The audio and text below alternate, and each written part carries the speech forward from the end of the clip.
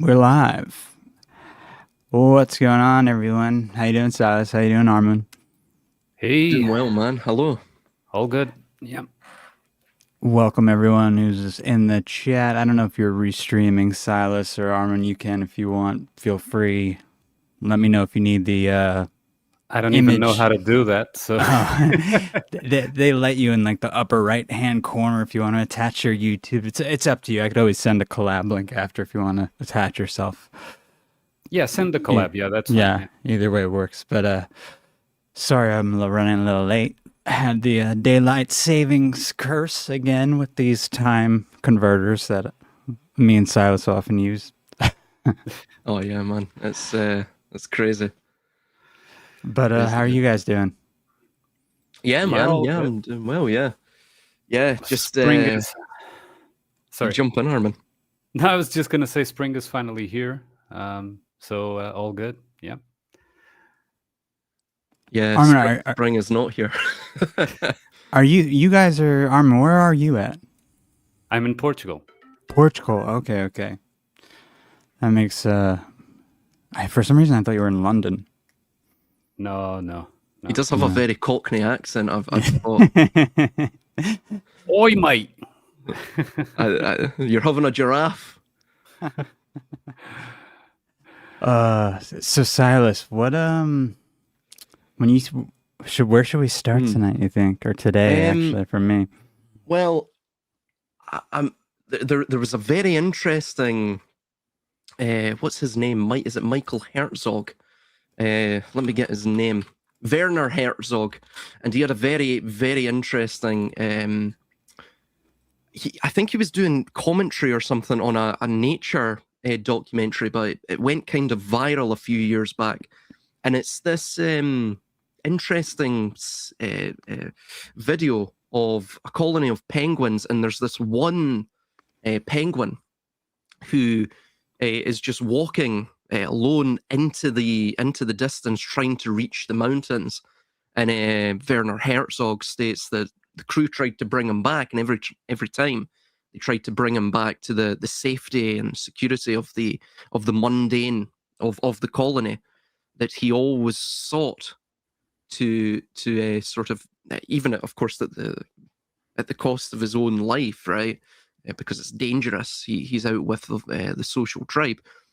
He wanted to sort of find and to traverse the mountain and to find this great unknown, if you will, right? So I found that really quite interesting. And then I came across this very, very pertinent and germane topic. Well, a series of them.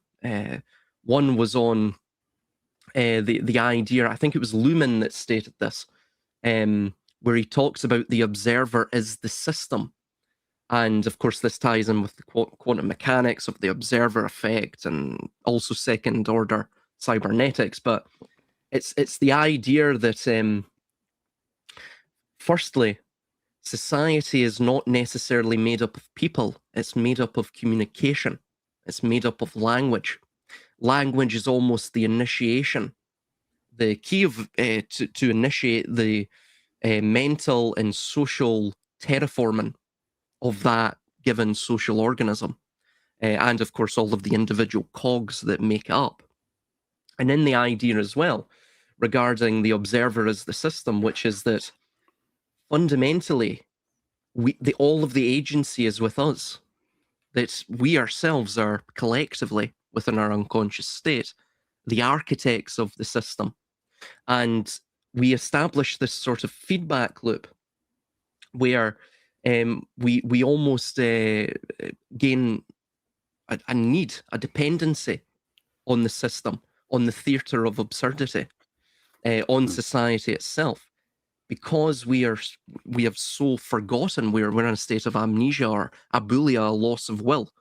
We have so lost ourselves within the security, the safety, the mundane comfortability, the numbness, the comfortable numbness of it all. So you have that idea where effectively the perception crafts the reality, the perception crafts the society, the perception holds up the society, like foundational pillars to the very machine that subjugates and entraps everyone else. So I was going to start on that. I don't know if, while Armunn is sort of cogitating or perhaps commenting on that in reply, if you wanted to look for that video link, Chris, or I can send you it, actually. Yeah, if you have it, send it yeah. to me, but I'll look for it as well.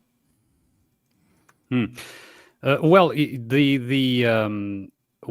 I think that the key aspect there is that the perception replaces the actual experience or the actual contact or interaction with reality, whatever call it, whatever you want to call it, but the physical aspects of reality from a psychological level, right? And so the idea, the organic experience would be that the psychological interprets what is actually there, right? And that, of course, includes unpredictability. The issue is that by generating a all-encompassing, based upon beliefs, languages, interpretations, ready-made, pre-packaged interpretations, a whole encompassing worldview, let's say, a new perception. What happens is that psychologically, the mind character, which has a healthy place, can only now, from that point on, exist within that framework. So it is, a good metaphor to describe that is, imagine you're playing a video game, right? And so I know that you used to like Dark Souls and Skyrim and so on, right? So imagine you create a Skyrim character, right? That would be your mind character. But that mind character can only exist within the game, right? It can't come out of the context of the game. And so the game there is the multi-layered, all-encompassing perception of reality. You understand? It only exists in the psyche, like in beliefs, in in the memory room, and so on and so forth. The thing here is that, of course, it is reinforced times and times over because it's a shared worldview, right? And it has its multi branches and different. It goes to the left, to the right, to the up, to the down, but at the center of things, it remains consistent and stable, right? It's a perception that is stable. I mean, like we were I was mentioning Skyrim. I mean, you can build a two-handed barbarian or a magician, a magi, right? For example, right? It doesn't matter which path you choose, you are still within the same context. So it is a shared, let's say, hallucination. And hallucination, as what the word actually means. Because when, for example, we look at things, and when I say we, of course, I'm generalizing. When we look at things, we no longer see the actual thing, we see the interpretation of the thing, right? And so that completely changes your actual behavior, your thoughts even, which would be the, before the behavior happens, you have to have thoughts that promote that behavior. So all of that is influenced by this layer, I mean, when the Gnostics would say about the veil, this is the veil. I don't subscribe anymore at all about, an actual spiritual veil in the sense of, like the, what do they call it? The soul trap and that kind of, no, the veil, the actual veil is this type of hallucination. It is this multi-layered perception that stops you, prevents you from experiencing the actual world, right? And interpret the world in a way that is completely, even oftentimes, counter your own nature, right? So that would be, the point that I would emphasize is really that the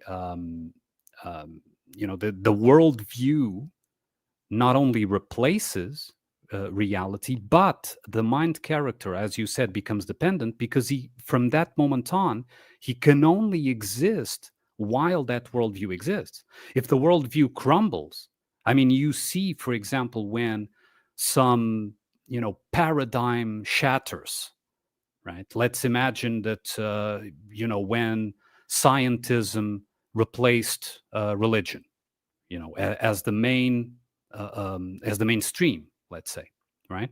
You can imagine that someone that is completely dependent upon the religious view would feel as if they're stealing my world, right?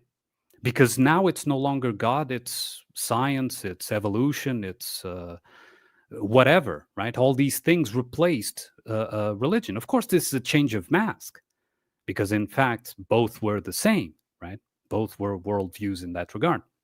But the point here that I'm trying to make is that the mind character can only exist within that false perception if it was programmed to be one of its denizens, right?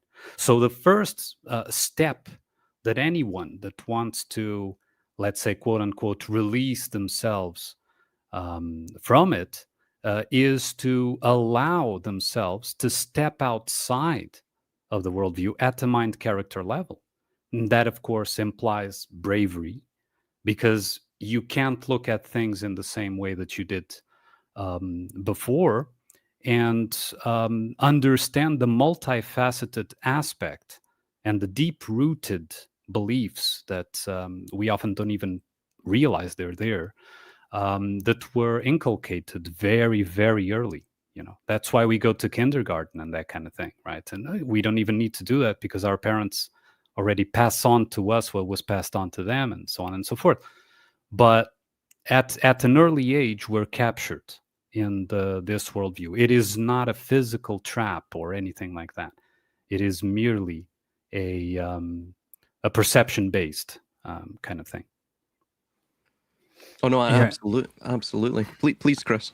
I have that video too, if you want me to put it before you respond, Silas. Go for it, man. Here you go, brother. Let me get this full screen for us. And Dr. Ainley, volume okay? is there such thing All good. as insanity among penguins? I try to avoid the definition of insanity or derangement.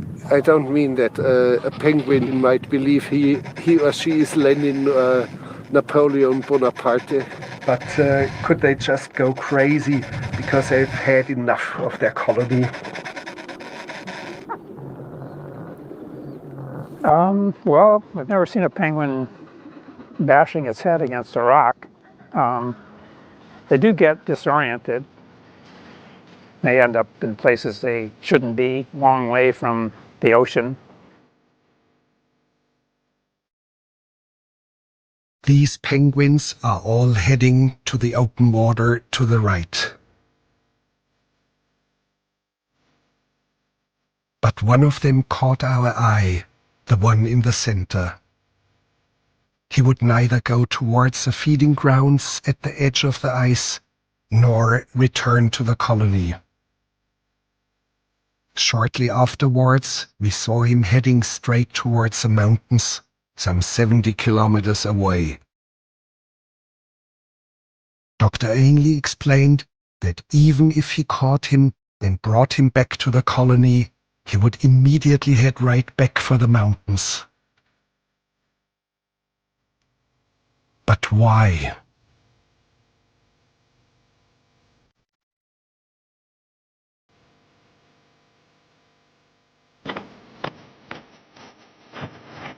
One of these disoriented or deranged penguins showed up at the New Harbor diving camp, already some 80 kilometers away from where it should be.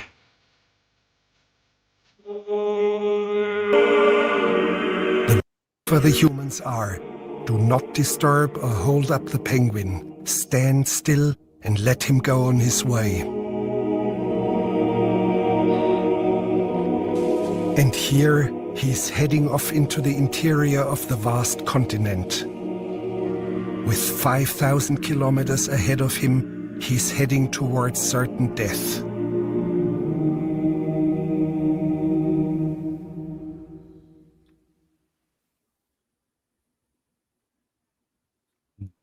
There we go. There's also another really interesting clip that I came across, and I'll have to. I still have you search for both. it in my, yeah. Are you? Oh no. Yes, yeah. I'm here. Yeah, I think is Chris, as your audio went. I'm here. Oh no, Chris's audio has gone. Am I frozen or shit? I think we're all here. Yeah. Can you hear me, Armunn? Yeah, and I Yeah. can hear Chris typing. Yeah, Chris's audio has gone, so Chris cannot hear us at present. But you know, of course, if we simply extrapolate that, some have called it the nihilistic penguin, that sort of Herzogian penguin, and we extrapolate it and project it onto our own world and our own sort of anthropocentric existence. What you firstly, I mean, there's two things we could say on the first level. There's almost a psycho-spiritual truth to it, which is that. So, firstly, the colony is the conformity of society that we see in general. You would say the worldview and the mind character as well, that offers a sort of temporary safety, a mediocrity within the mundane, the mere cycle of life and death, uninterrupted, without deep critical thinking and peering into the shadows of one's own culture. And then we have the idea of the mountains. And the mountains have always been this interesting sort of mythopoetic symbol for the sublime and the unattainable and heaven and even the great unknown. And that which has always intrigued the great thinkers throughout the history of the species, right? And the penguin itself, this nihilistic penguin. Now, so I do recall somebody put forward that there is a biological reason for this. I forget what it has to do with now, but again, if we just sort of take that out of the biological explanation and we use it as a sort of canvas to etch our thoughts upon, then the penguin itself is the alienated soul that finds himself adrift within modernity, right? Especially the West. And, he's seeking something out. He doesn't quite know what it is. He is just wandering. He's a bit like the archetype of the fool. He's fatalistically doomed to wander, the sort of barren creation. And again, he's seeking something. He's seeking something, even if it, of course, almost undoubtedly, will result in his own destruction, his inevitable destruction.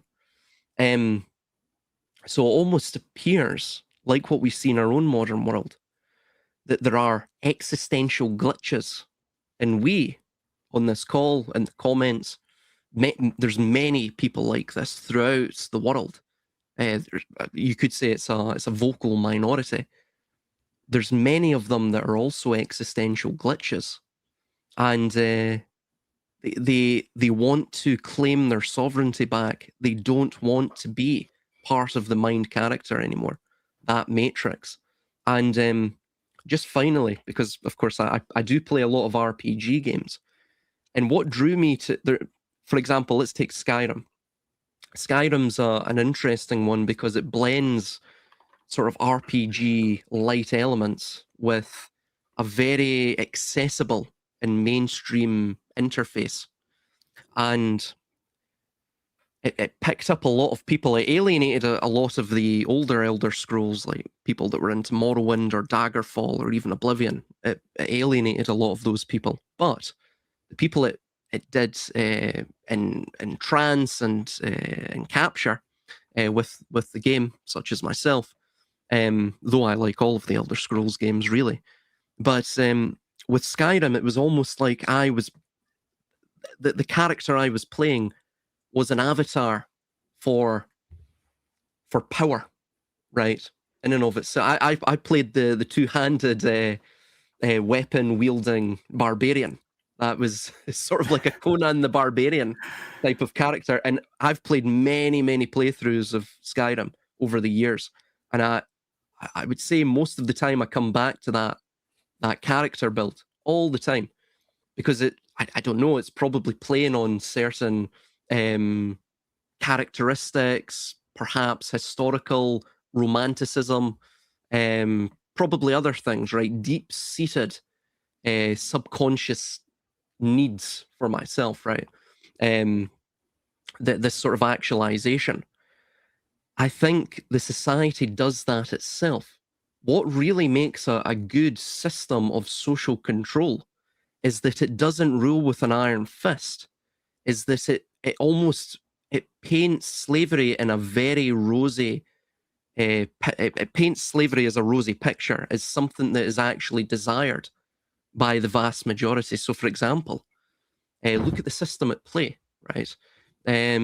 Let's take the Lux Maxers. I mean, you could do this with anyone, but the Lux Maxers, for example, they themselves are narcissists, deep-seated narcissists. This almost comes from, almost undoubtedly comes from insecurity that they have regarding their own form and morphology and how they look, their beauty, their aesthetics, their vibe. But ultimately, they are dependent upon the system.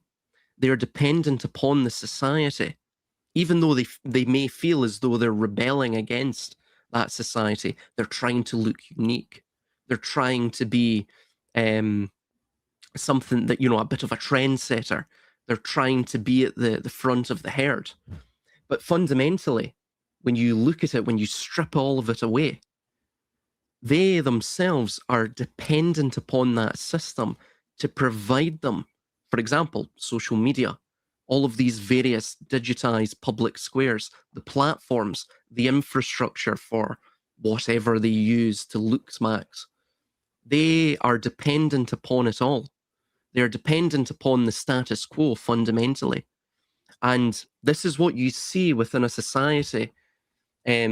Firstly, it's what you see within a state that's mastered the art of social control, is that they realize it is not the literal that has power. It's the representation of that real or that literal or that tangible thing. And this sort of points to a comment that we got recently on a video. And I think it was to do with the idea that numbers are an abstraction, which they are. They don't exist, out with the human mind. It's something that it's a tool utilized by the human mind that provides some semblance of demarcation and measurement to an otherwise chaotic reality. It's similar to the penguin, right? The penguin is out there seeking order and meaning within a universe, within a barren wasteland, an icy barren wasteland that fundamentally has none and is chaotic, perhaps even predatory. So this is what you saw within that comment that we received, which is a lot of people, for example, with numbers, they see numbers as real rather than a representation of that which is real, a measurement of that which is real. And then, of course, in measuring that which is real, you fundamentally lose the quality of the real. And this ties in with postmodernism, Jean Baudrillard, and other thinkers. I mean, other thinkers even beyond the postmodern movement have stated this. But it's interesting because they speak to this idea that eventually the map becomes the territory. Fundamentally, the art of social control is where the human being, who becomes totally a mind character at that point, they cannot distinguish between the representation of the real and the real itself. And then you enter the system, which is a desert of the real. It's almost siphoning all meaning from that. Yeah, it's dead. When I say dead, it's not that it was living and then it died. It's that it's unliving, right? It's a make believe, and just like dead star cave girl was saying, they need society's validation for the people you were talking about. That is absolutely the case. But every one of us, to one degree or another, whether you are a compliant or a rebel, have been inculcated with this need for validation. And if that validation is on a contrarian point of view, like, you feel that you have hurt the status quo, even if you didn't do anything of the sort, right? But you have that sense that, like in Skyrim, you defeated the dragon, right? And so you have that sense of, ooh, I'm a badass, right? I'm fighting the good fight. You still require the validation because the game tells you, oh, you just leveled up, right? Or you just acquired XP, or you just, got an achievement. And that is exactly what stands in for actual life, right? Because what you were talking about, lux maxing, right? What is lux maxing, right? It's following models that you consider through comparison with an agreement at the collective level of what the maximum looks should be, right? So what happens with that is you look in the mirror and you say, this is wrong, this is ugly, this is unsuitable, this is unworthy, right? And of course, all throughout the worldview settings, whatever they are, you are always presented with unattainable examples, right? Unattainable examples, examples that are completely beyond human reach. So you will always be, either in a formal religious sense or in a mere psychological sense, a sinner, right? You will always be incapable, and you have to redeem, right? So for you to redeem, you have to approach that agreement, that collective agreement, as much as you can. And that implies, of course, whether on the path of rebelry or on the path of compliance, you have to approach the models that are given, right? So we must understand the perception at this level, at this multi-layer level, is not life. That is the main takeaway from all of that, right? It is not life. It stands in for life, but it is not life. It is the same as considering that although it has a functional value and it's very useful, it is the same as considering that, the design for the building you're going to build on a piece of paper stands in for an actual building, right? It doesn't. It's a design. You can imagine it, and that is good, and that is a tool. Humans have imagination for that reason, right? But it is not the same as actual life. I can, take a photograph of a tree and show you the photograph, and you have an image in your head of what that tree is, but you haven't seen the tree, right? So in the same sense, we were just watching a video. You have seen what you were meant to see. You don't know the context of that video. You don't know who edited, put together the images. Who knows what was going through the penguin's mind? But we are interpreting that image and giving it a value, considering that the penguin was, what did they say, disoriented? We don't know. Yeah. We don't know. We are interpreting the footage as if it was what we expect it to be, right? And this is the power of caption, right? And if you see anything through a second-hand mediation, through, someone is presenting to you a version, a very edited version of reality, right? It's you can. I would say that you can't trust the caption of it. You understand? Because that will always be a manipulation technique, in the same way that the illusionist, the guy on the stage, wants you to look at his left hand in a very framed way. He does the motion so that you look at that hand, and all is happening on the other, right? So he framed his motion, he framed his movements to draw your attention to this side. Oh, he's gonna, let me see if I can catch his trick, right? And you're looking there, you're looking at the caption that he promoted for you to look, right? But you don't know exactly how the trick is done, because that is going on where you're not looking. You understand? So yeah, I'm sorry about the rant. Oh, No, you're- I you're totally fine. agree. I totally agree. I think it's interesting with what you just said, Armunn, to think also about the quote from the Christopher Nolan movie, The Prestige, that you want to be fooled a little bit. You may think you're looking Yeah. to see the trick, but your subconscious wants to actually be be true. fooled, Yeah. by the system. Yeah. Yeah, and something Serendipity just posted there, that is absolutely correct. Even when you send a message and you try to be as accurate as you can, which is impossible with language and with the means, the receiver will always interpret from their mindset, right?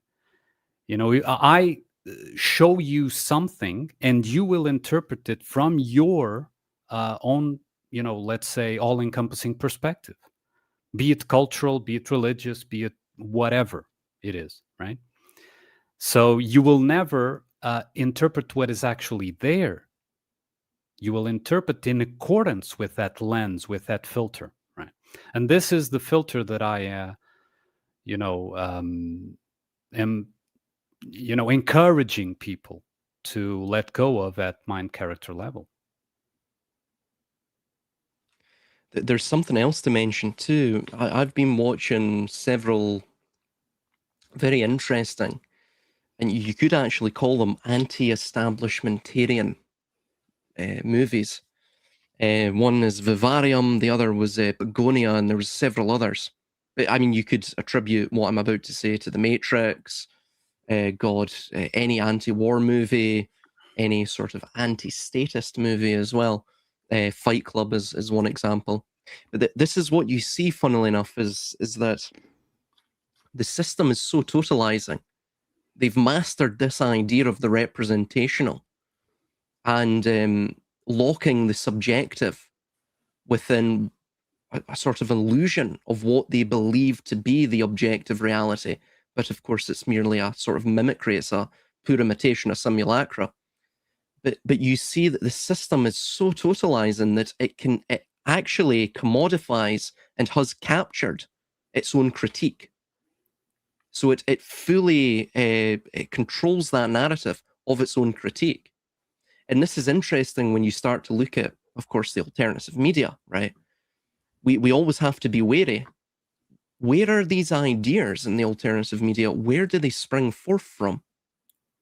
Is it all organic? Is it more organic than the mainstream? And then what we start to get into here is that society isn't this black and white, you know, the representational against the real, but it's more convoluted than that. It's almost labyrinthian. It's a simulated, compartmentalized Leviathan. And so what you're fundamentally seeing is that we always have to be wary, because of course everything we see is seen through the subject of the mind itself. And what we're interpreting of objective reality, objective definitionally that which exists outside of the mind, may not actually be that which is, right? Again, Yes. as Serendipity stated, even when you send a message, the receiver will interpret from their mindset. But yes, but even when our eyes are sent the images of the objective reality, that reality that exists outside of our mind, the subject of our mind will put it through a compartmentalized, very convoluted and complex set of filters. And of course, all you have to do to control the human being, and of course, control human beings en masse, is simply to control how those filters fire and how they react and how they interact with either the thought that's conjured from the objective reality, or of course how the objective reality is viewed itself. You see this in hypnagogic states, right? Artificial hypnagogic states, where a hypnotist will bring people in to that state, and they don't control their mind. They're merely suggesting to them, because there's always a need for not necessarily consent, but it's more a sort of there's a voluntarism that surrounds all of this. That's what I'm saying. The observer is the system. The perception itself fundamentally shapes reality. History, society is a hyperstitional engine. It's a self-fulfilling prophecy, because we've been inculcated with certain ideas. Those ideas sprout in wonderful and weird ways. Ways that, of course, can be steered a bit like the meanderings of a river. And from that, they will sort of bear the fruit of the desired outcome by the elite or the ruling class or what have you. So yeah. But it's the desired outcome, not only of the elite. It's the desired outcome of the receiver. This is the point that I know it's controversial, but in my opinion, people need to pay attention to. It's that they are performing a service that we, in general, want them to perform. It was we that needed and accepted the worldview instead of actual life. And as you've said, because it's more comfortable. It removes much of the unpredictability of life, for example, right? So it must be understood that, if we are looking for, the elites, whether some say it's this group, some say it's the other group and whatever. No, we are the group. We are the elites in our minds. They are playing the part that we projected them to play, right? When we reject something, we generate, a shadow buildup, and that shadow buildup is projected, and then it's reflected back. This is not, because this is an interactive reality, right? And so what we do actually is that we generate them. The victim always attracts a perpetrator. Is it because it's mystical? No, it's not mystical. It's because they are compatible. You understand? They are compatible. And by making yourself compatible, you, of course, play the game and you generate the perpetrator. Right? Yeah, it's kind of like a narcissist and a codependent. The codependent's always going to attract the narcissist, because that's It's the all he prey. knows. That's what the narcissist is looking for, and that's also what the codependent is dependent on. Exactly. And it's basically, the reality is like that. It's like, you've heard certainly several people, say in a fatalistic manner, oh, life sucks, life is this, life is that, And I've been there. Of course, at moments in our lives, we have all been there one way or another, right?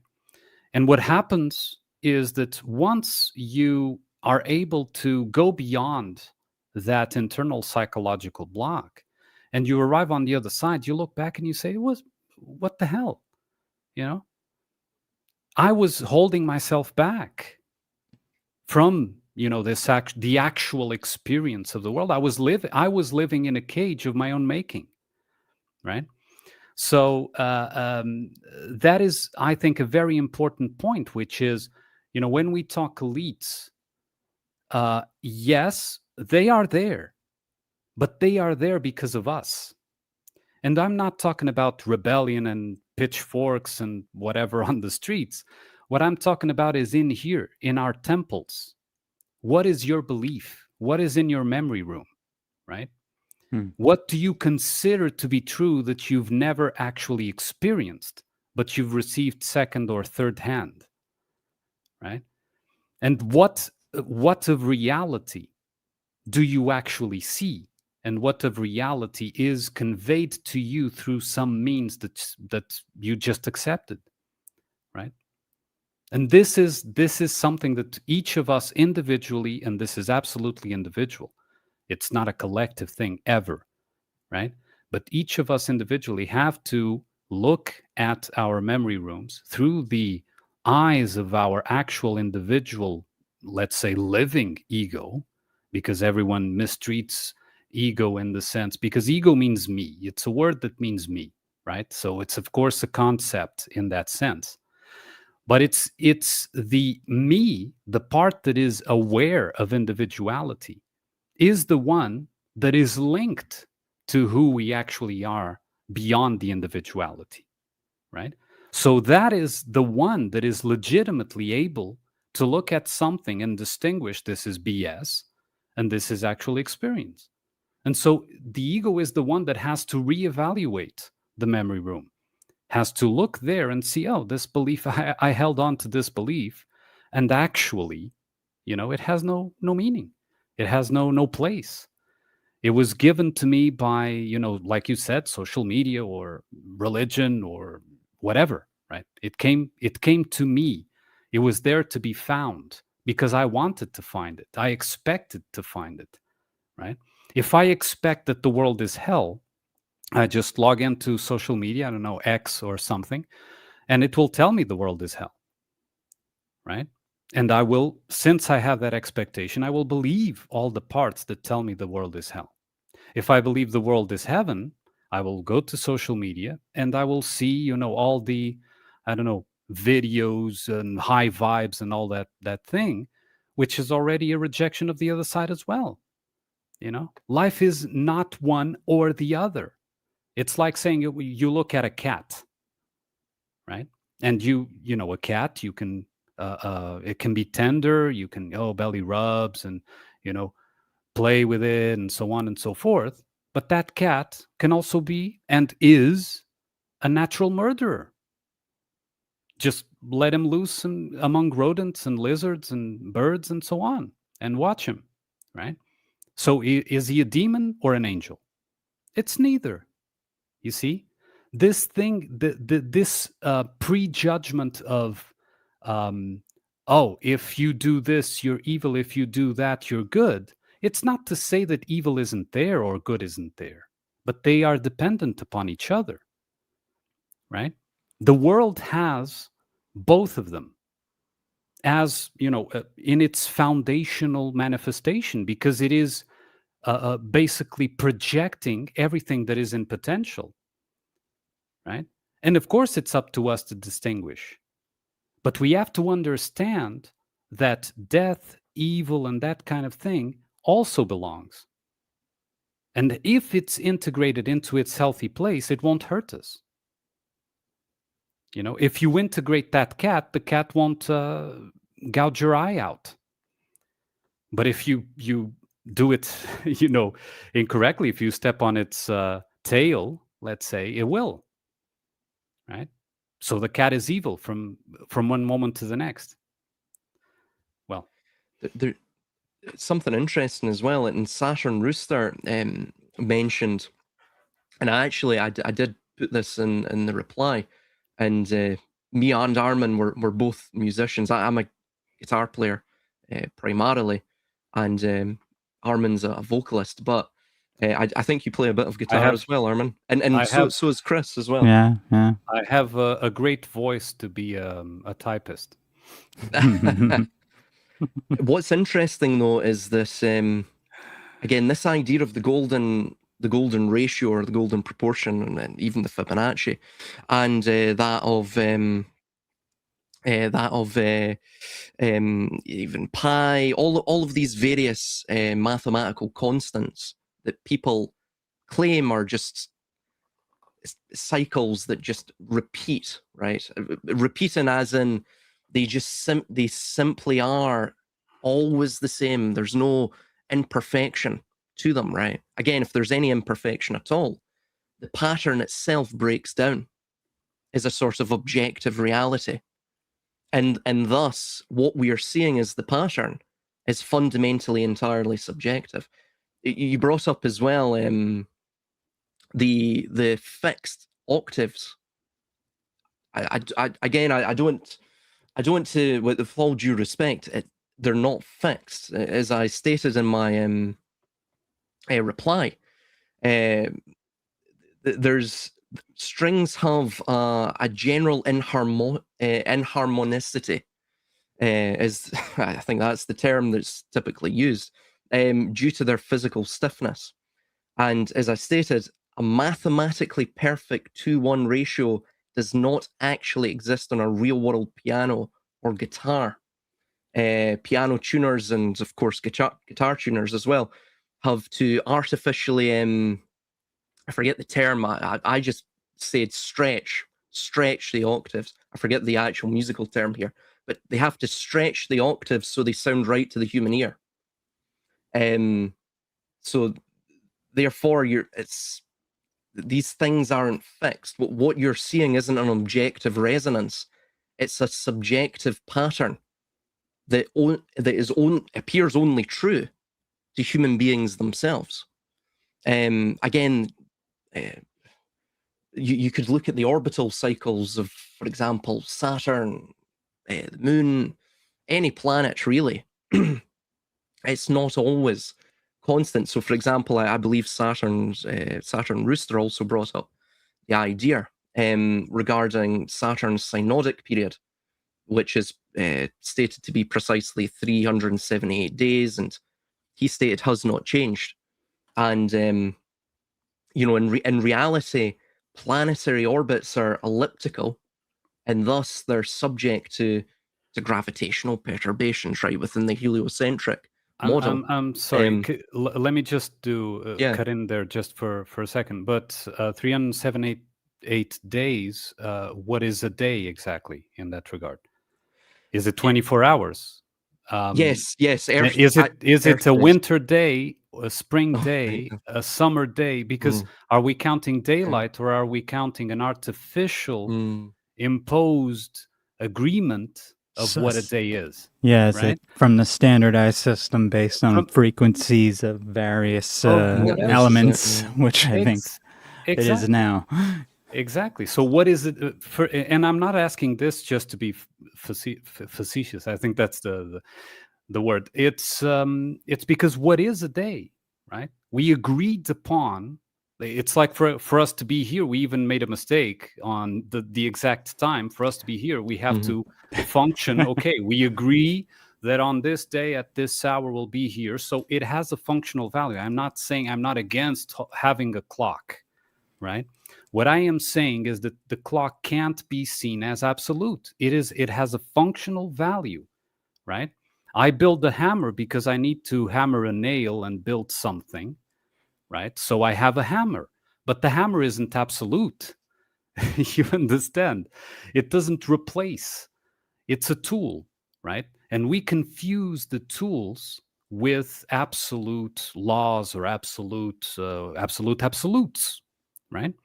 So sorry to cut you in there, Silas, but just to mention that part. No, absolutely, yeah. Well, I didn't even think of that, but yeah, that's another point. But fundamentally, I'm not stating this to try and bring anyone down. I'm not stating that. What I want to bring up is this point that what we are seeing is merely our subjective, anthropocentric, you could say, version of the objective reality. Now, I'm not stating that to necessarily, like what you're saying, Armunn, deconstruct what is useful to us as a model of explication. Of course, I use the recursive cycles,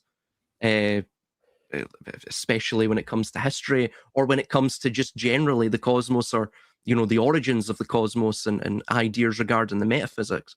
I use these things as models of explication. But I realize fundamentally that it's speculative. All of it's speculative. It really, I mean, even all the way up to what's claimed to be laws of the universe, right? That are just, look, they can be demonstrated, and there's a pattern of demonstrations, and however many numbers of replications we can provide of these demonstrations. So it must be true. Mhm. And again, the problem is that the human being is mortal. He cannot exist within the infinitude of the cosmos, right? And moreover as well, what we are seeing goes through layers and layers and layers of filters. Again, this isn't, I'm not saying just stop everything. Just disregard all that is useful or has utility born into it, be it arithmetic, of course, octaves, orbital cycles, whatever, right? But we have to realize that these things are mere, what would the word be? They're sort of, They're they're mere constructs. estimates. They're Yeah, constructs. They're Yeah. constructs. And if you, well, we can go back to the standardized measurements.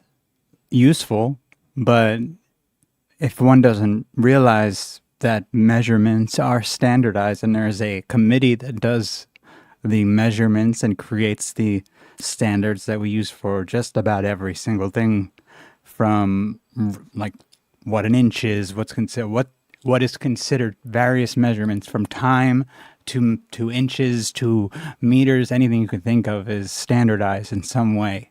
Weight, it's all standardized, but it's standardized by people, by committees, and understanding that at least gives you a sense that you're not living in a world that is fully constructed by your own mind. Like this is a shared, co-created reality that other people are also influencing outside of yourself.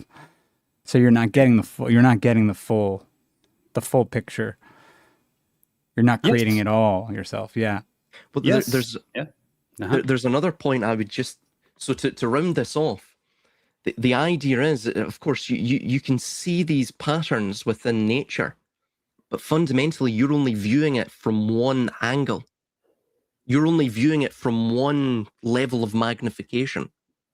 So again, it doesn't really matter about the cycles within nature, the patterns, but what this does have utility in and understanding is that human beings, if they merely fixate upon the representational, if they fixate upon, again, the shared or cohabited collective idea of what they believe to be the perceivable normative reality, that itself will shape reality.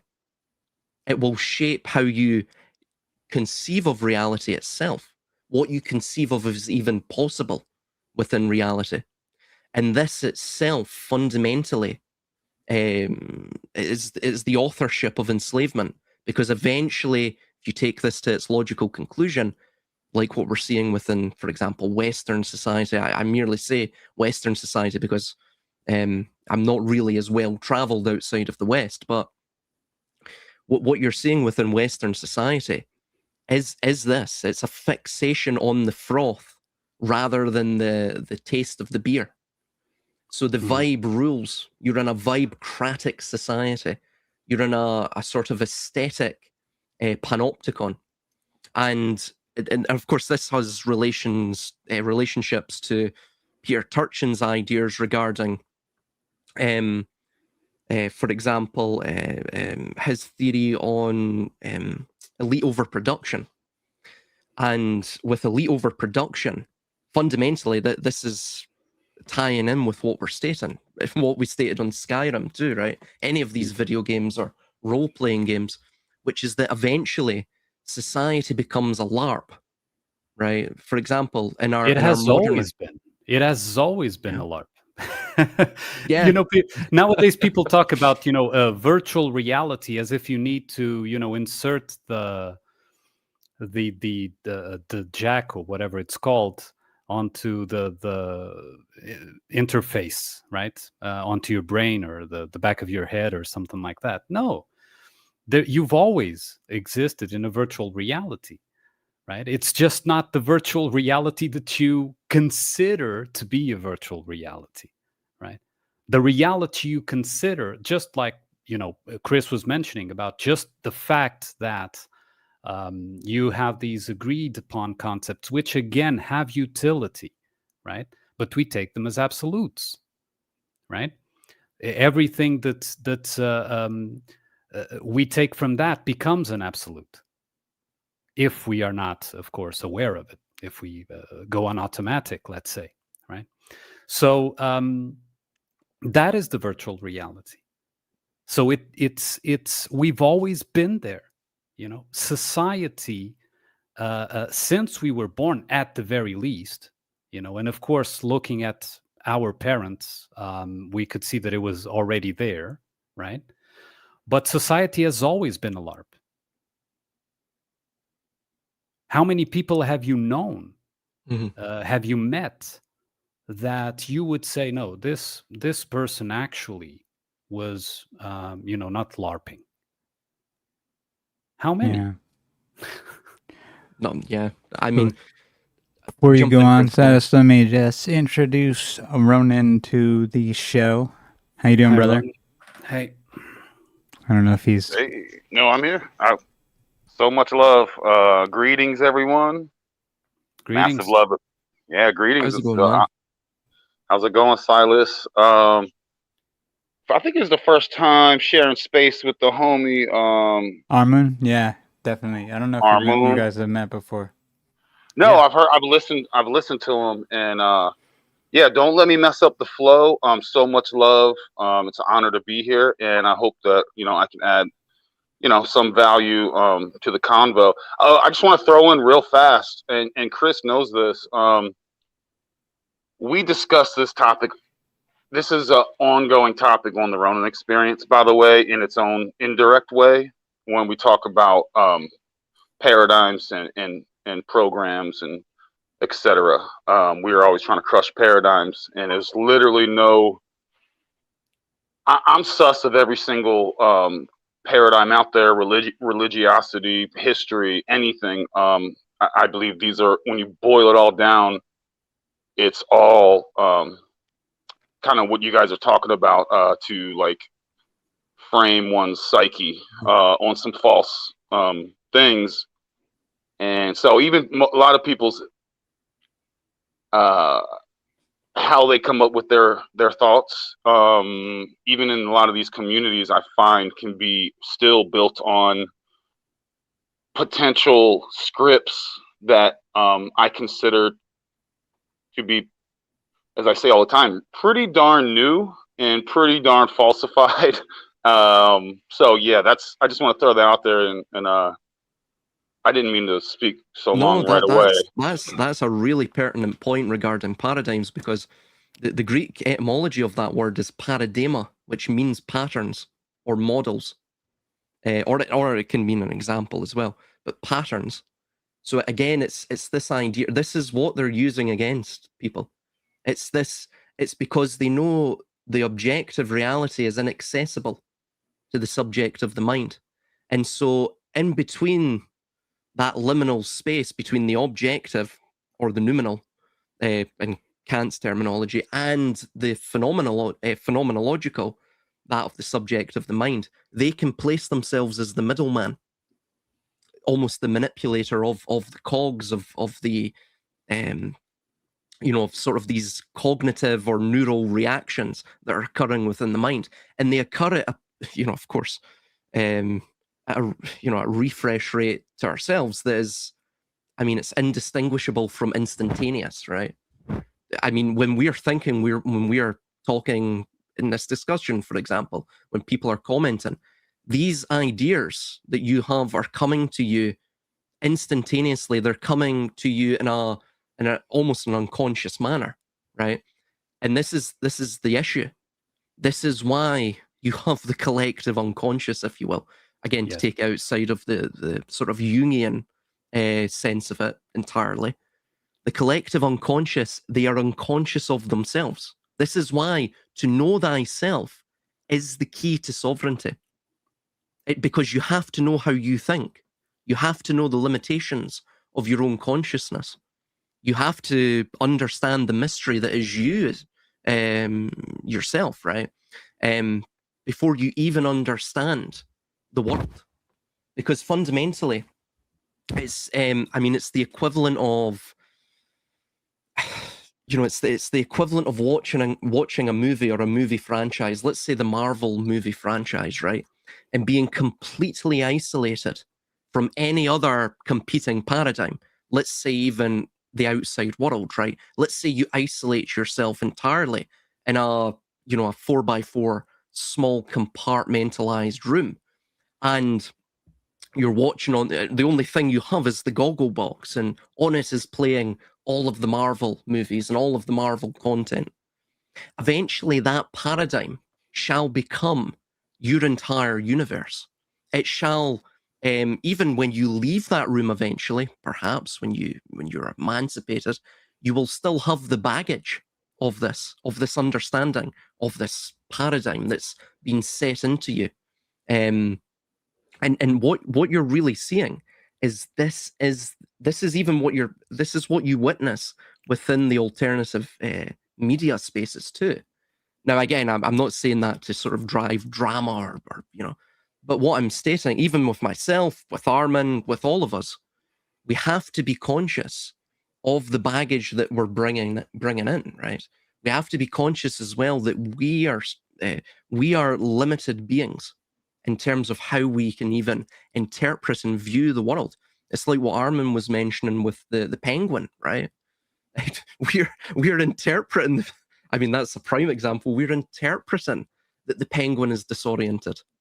I mean, unless the penguin can speak English. That penguin, that nihilistic penguin, upon developing nihilism, it can also develop English speech. We're not fully cognizant of how the penguin is acting. You brought up as well cats, but we could bring up even more our complex specific animals such as reptiles and lizards, snakes. These predatory beings that are fully of the basal ganglia, what is our brainstem.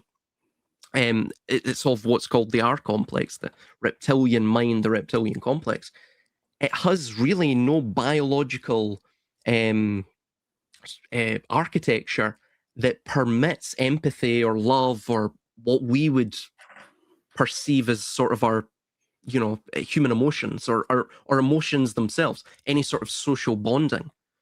But of course, we view these creatures, some view these creatures as evil, perhaps, that there's maliciousness behind their actions.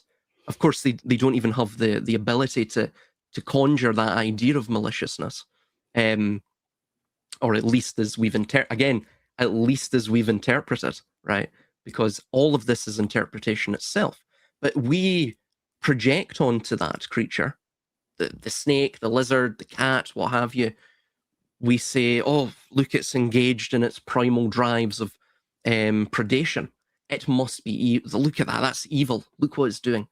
Terrible. There's one small anecdote, and I don't mean to go on too long, but just to round off this point, I remember so in the last house I lived in before moving out, my mother would always feed the pigeons, right? Throw out bread to the pigeons. It was something that her mother did. So when my grandmother passed, my mother's mother, when she passed, sort of to feel, close to my grandmother still, I think she sort of picked up this habit. And so my mother would of course feed the pigeons. That's a terrible idea when you live in a neighborhood that's of course full of cats, because the pigeons become very fat, very docile. And I was going to say, Silas, I love that. I thought that was a beautiful sentiment. But now you're saying your mom is setting up the pigeons for the kill box. Pretty much, yeah. Unbeknownst to herself, a 6 foot high fence, and you've got all of these fat pigeons after 6 months growing fat on the Warburton's bread, and yeah, they were they became more passive, very domesticated. They would actually come up to the door and sort of chap the door with their beaks. I mean, that passive. And of course, all of the cats in the neighborhood eventually word got through the grapevine, or the meows got through the grapevine in this case, and they, well, pretty much there was a congregation of cats, you know, a cat union meeting, and yeah, some of the pigeons got accosted and attacked by the cats, and of course my mother, who had grown attached to the cats, not the cats, the pigeons, that would have been a right twist to the story. She went out and tried to shoo the cats away, right? Now, again, it's not the cat's fault that they were engaged in this predatory behavior. It's merely their instinct. But I remember my mother mentioning at the window when she was looking at our frightened and traumatized fat little pigeons that she had been feeding for 6 months. She said, "Oh, those darned cats, those." I'm not going to use the actual words that she utilized as a Scottish woman, but there was a lot of expletives that were used, and she basically said that they were evil. And I remember stating that to her. I said, "Listen, if you're going to feed the pigeons, and basically like what you're saying, Ronin, bring them into a kill box, and this neighborhood is full of cats. I mean, the cats don't know. They just see the fat pigeons and they're thinking, wow, great. I'm going to be eating well today and I can sleep for another 18 hours once I get through this pigeon." So that's all they're thinking of. They don't necessarily, again, we are projecting onto them a representation of how we think the world should be. This comes back to the penguin. The penguin is, again, if we were to interpret it as such, is akin to us. We're attempting to project meaning onto that which is fundamentally just a blank canvas. So we ourselves are we are in the image of God. We are, again, representational. We're an image. We are not necessarily God ourselves, right? But we are a sort of co-creator in that. We also create representational images within the world. Those are not the real. Those are the meanings that we provide to the world itself. And this is the point I wish to sort of flesh out there. Apologies for that. Rant. That was a great example about the pigeons and the cats. And I think that only happened because the cats didn't get yet to know Jesus, or Buddha, or Mohammed, or, and so the cats don't feel guilty and don't feel that they're evil. Self-awareness. If we go in and convert those cats, we have problem solved. Exactly. Well, then that's also, but that's also its own trap as well. Same thing, except this particular whatever construct, whatever you choose, that will be feeding them in one way or another to be dependent on them. I think so. With we know that, like, to take this back to humans, and I know Silas. I think you're going with how we put symbology project our things into other happenings, but we're also a herd species that tend to live in a tribe. The problem is the people that want to that have taken over this realm and are continuing to take over this realm have done, they've done all their Pavlovian experiments, all their, Prussian, schooling, sculling, training to go, all right, if I give these if I create scarcity, or at least a scarcity mentality, then I'll be giving them the bread and circus, and then they'll be looking to, quote unquote, me or whatever, or a group to do such a thing, as opposed to the more natural, where we, like if the four of us are in a place, we're all like brothers, we depend on each other. We have different skills, and it's symbiotic relationship. which is natural, which is very similar to And healthy. the Yes. cat, and healthy, which is very similar.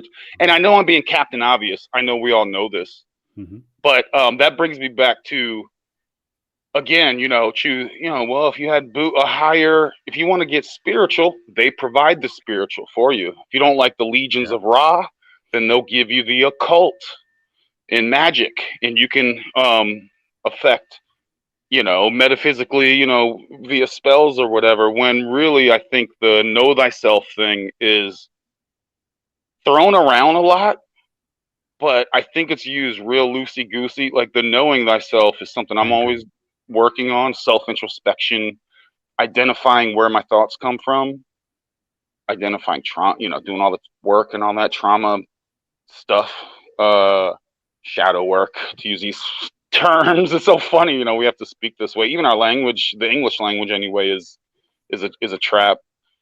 All that to say is, yeah, man, I think, I always say this, and I know Chris heard this a million times, when it comes to the jinn, and the origin, the Ori being the great, oneness, I'm just using these terms, and you're the jinn, and you're connected. When they talk about the jinn and even all these demonologies and even all these things, 72, that, I believe that's you, in my opinion, where you are all these things, and you're the source, you're the jinn. So seeking the origin is kind of the most important thing. And then now saying all that, dude, if I had free pigeon lunch, would I see if no one's watching and there's a free pigeon there, bro, and I want a pigeon sandwich, man, would I still go for it if I'm in this self-awareness thing? I don't know. But they want to obviously provide UBI, et cetera, for controlling and then culling and then tracking and tracing and tagging. And I had to ask myself, would I eat a pigeon? Would I eat a free pigeon? Would you guys eat a free pigeon? Well, pigeon hasn't You're been hungry? on the European I don't know about diet for some time. The French probably have some nice recipe They book. do actually, yeah. They do have pigeon pie and things like that. Yeah, we had that at one point, but maybe we horrible. evolved from our feline past. We were part feline at one point. But The thing is, with what Ronin just said, I kind of heard two separate things. Like at the beginning, almost that. No, it was almost like, I think you were saying, Ronin, that despite how much introspection one does, there is still the system that was put into place well before we were here that affects our reality, and it's almost it seems impossible, or seems very improbable that we will have enough of an effect on it to change it, despite how thoroughly we know ourselves. And I could see that as being an argument against, as being an argument against knowing thyself, being like saying that it's too simple of a thing to say. It's too easily passed around as how one should live their life, because it isn't satisfactory in its effects on how you can create the reality around you and affect the reality around you. It just doesn't do enough. Well, Chris, it's a paradox, and it goes back to all the hero's journey stuff. It's why we don't have it all figured out in what you're saying. And I don't know. I'm not going to pretend to know the answers. It's an odd paradox in that regard. Well, and there are parts of the reality that were here and set up before we were here that affected us epigenetically and affected us in ways that already have made it like we're not going to be able to change some of the things that were projected on us by the reality created before we were here. Yeah, just become internally, psychologically incompatible. Yeah, it's because it's, instead of, there's a lot of this idea of, fight the system or whatever. If you fight the system, you validate the system. right? Yes, Don't fight. yes. You don't fight the if you see a tsunami going your way, you don't fight the tsunami, right? You either find shelter or Challenge you accepted. Challenge accepted. No, I'm playing. you know, Continue. you don't you don't fight the tsunami, because then you validate you legitimize, that's what I mean to say, you legitimize the existence of the tsunami. And we know that the tsunami we're talking about is falsified. It is an artificial tsunami. It's not even a natural occurrence by any means, right? And like I said, it's fed and validated and legitimized by people like like you and me. When I say you and me, is not you and me in particular, but in generalized sense, right? So also, I would like to say, since Ronin brought it up, I had this humoristic tirade ready here. I love a good gin tonic in the summer. So the gin can can Fancy. can affect that. But Well, I see, and I'm not going to interrupt. I just want to throw this in, and please continue. Hmm. Obviously, the word gin is everywhere, right? Whether it's genealogy, just throw it in there. Genuine, generation, and drinking gin for the spirits, obviously.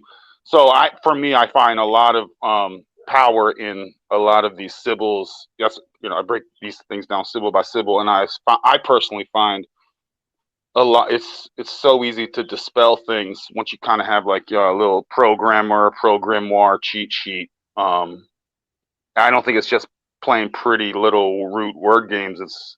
right. It's yeah. Anyway, please continue. No, Gin is a tough. I don't know if I've ever had that, but anyway, please continue. And about the know thyself thing that you also mentioned, you are absolutely correct. Yes, a lot of what happens is that people get the impulse of knowing thyself themselves, and they seek that through the same screen that programmed the artificiality in the first place, right? The artificial masks. So of course that will be a pointless pursuit, right? The only way that you can ever get a chance, and I say a chance, is by stepping outside of that very screen of artificiality that set it up in the first place, and stop validating it. Yes, you may, of course, have to deal with it, right? Because we are submerged in this, and your neighbors believe in what they believe and whatever, and all this system is in place, and we have to deal with that. But deal with that doesn't mean that you belong, that you're one of them in that sense, psychologically, right? You can be in the world without being of the world in that regard. So of course you would have to sorry. One quick comment about that. That's why I used to say, that's why mystics, insert your favorite term, tend to live on the outskirts of town, and then they come into town whenever they need to do some trade of some kind. Yeah, exactly. And so the opportunity to really know thyself, and eventually I think that people who are honest about it get there, right? Is that they understand that you may begin your journey of knowing thyself through the same screen. Some get stuck, but those that are honest will continue. And to continue, they drop, those images, those prefabricated images, those pre-written packages of spirituality, and eventually approach seeing reality from their own organic Armunn, individuality. Can I ask you a question? Sure. It's funny because we have the luxury. I say we, and I'm not trying to project, but literally everyone listening, we have the luxury of contemplating these things in previous things. It's like only the really affluent had the opportunity to sit and everyone else was looking to trying to find free pigeons around or free cats, or maybe you eat cats and you follow cats. But there's no atheists in a foxhole, right? So I wonder if you're under. I'm asking you or what you think. If you're under pressure in a dangerous situation, is there any part of you where you're like, Lord Jesus, or something, you know what I mean, or Allah help me out, or something? Is that? Does anything like that, if you were ever in a jam, do you mean almost establishing systems of mutual and shared belief as a strategic thing, as a way to almost as a survival mechanism? Well, there is that. What do they call that? Something gamble, or where you kind of have Pascal's both. wager. Yes. That. I'm just curious what you guys think. I can tell you, because I've been in situation here and there, and I'm like, Lord Jesus, in like a split second, not like you don't have enough time to think. I will make, and I'm doing that wager, bro. I'm playing the odds. You gotta hedge your bets. So what do you guys think about that? I would say, so I'll just say this really quickly, and then you can jump on, Armunn. The Pascal's wager. The reason people believe in God is, firstly, it's two things within the West, which is non-theocratic, as opposed to some places in the East. Now, but it wasn't always the case. Yes, yeah. And here, it wasn't a Pascal's wager. That well, I will simply believe in God, because if he does not exist, if he does exist on the off chance, then of course I will go to heaven and I won't go to hell. That's what exists in the East now. It's what existed in the West historically. The reason people believe in it's not necessarily believing in God. God is simply at that point a sort of hyper object that holds up the society itself. And it's almost think of it like a pass, like a hall monitor pass or something, It allows you into the society, into the social fold. It sort of marks you as safe, or you could say, inoculated, if you could, inoculated from the outside world. So it's ultimately it's nothing to do with God. It's the fact that people realize, with this Pascal's wager, it's the fact that people realize that human beings are fundamentally dangerous, that the devil exists within man, not necessarily that God exists outside of man. So this is what you see in, of course, the East. It's what you saw historically in the West. Pascal's wager, sure, it fundamentally is ongoing as we would view it, merely as as it's meant to be viewed. That idea, well, it's a sort of materialistic gamble, right? You would rather just simply believe in God and give yourself to Jesus or Allah or whatever, right? Because of course, original sin, you will go to hell. Everyone's a sinner. Blah blah blah blah blah. But fundamentally, what we're seeing there is, and a lot of people don't really notice this, is that you have what really should be a metaphysical God dealing in physical punishment, almost as a veiled threat. Of course, if you read the Old Testament, it's a direct threat against those who would dare question his rule or even question his existence. And so what you fundamentally have is a thing that couldn't be God. If Pascal's wager is to be taken seriously, then God isn't God. Because if God is so jealous, or so completely obsessive over the idea that mortals have to worship him and have to believe in him, without any sort of proof, direct proof, if you will, demonstrable proof, then of course that can't be God.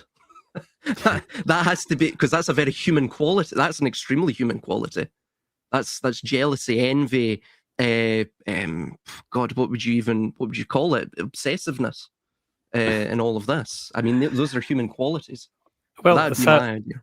Silas, I disagree with one aspect of what you said, which is that people believe in God because they realize that the devil is in man.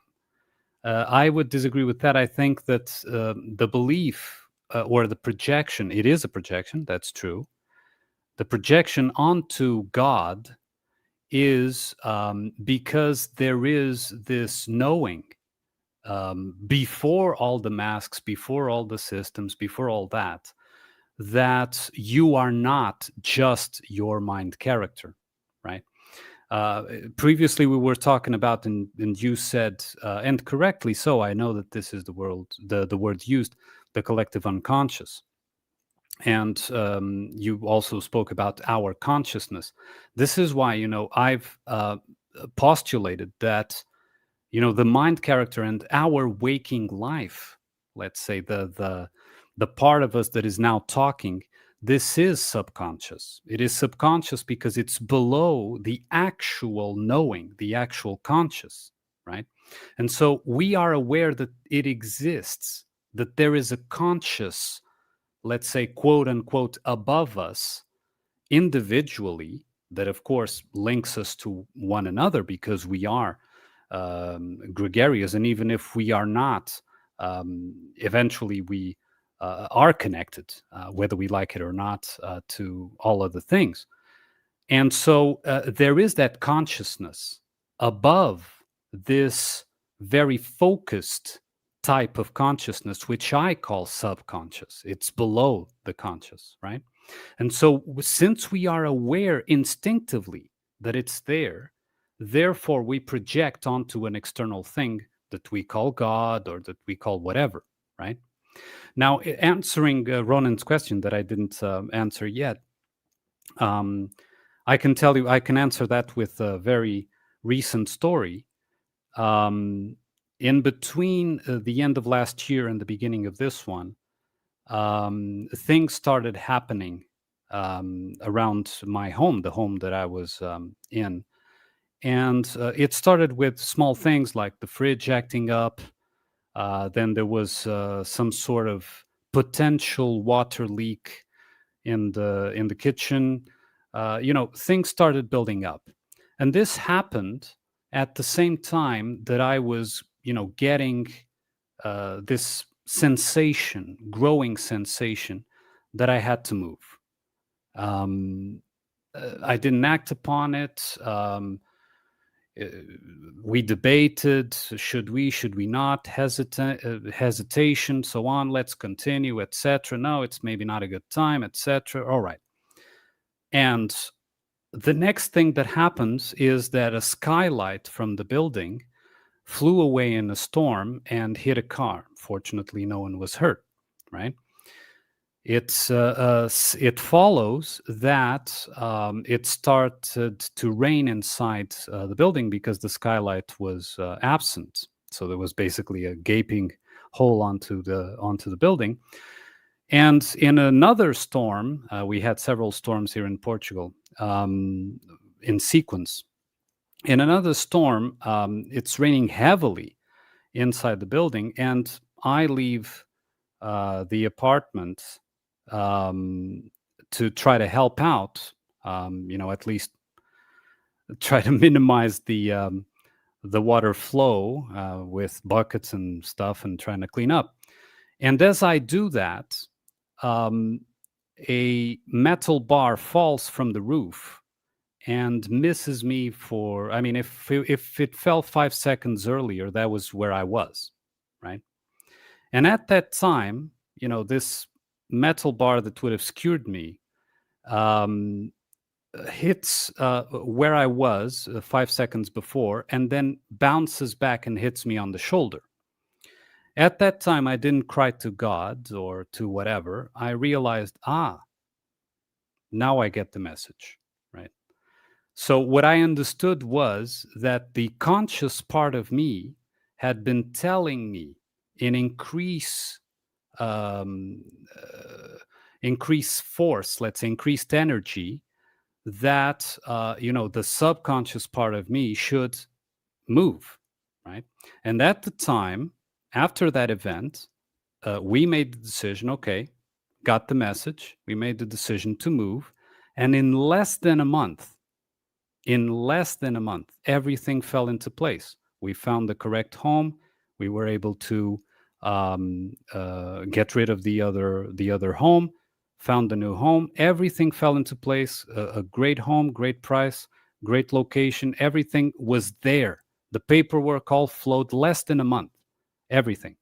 We went to see 2 houses before, and on the very same day, the third house was the one, and everything opened up. It was all there, right? So, if I was an externalist, I would say, "Oh, God helped me." But I know better in that regard.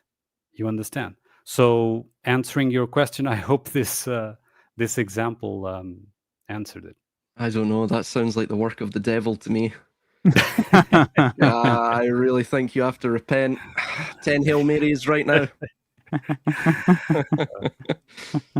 Yeah. No, but you do. I mean, you get this. You get this. And of course, if you were a superstitious man, you might say it's a poltergeist, right? You might get your you interpret with where you are as a mind character, right? Where you are. And like I think it was Serendipity was saying, or Earth something. I mean, one of the commenters was saying, is that we perceive according to what is the programming that is there, the language, the symbols, etc. Right? And so in this case, because of course I have been for several years in this process. I have begun, I have already gone through the threshold of trusting that, I am more than this limited focused perception, right?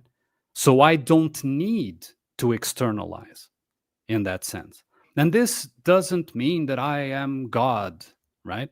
No, it means that, life is way beyond this limited perception. And all you need to do is really be there and pay attention. That's all. And so it has everything there for you.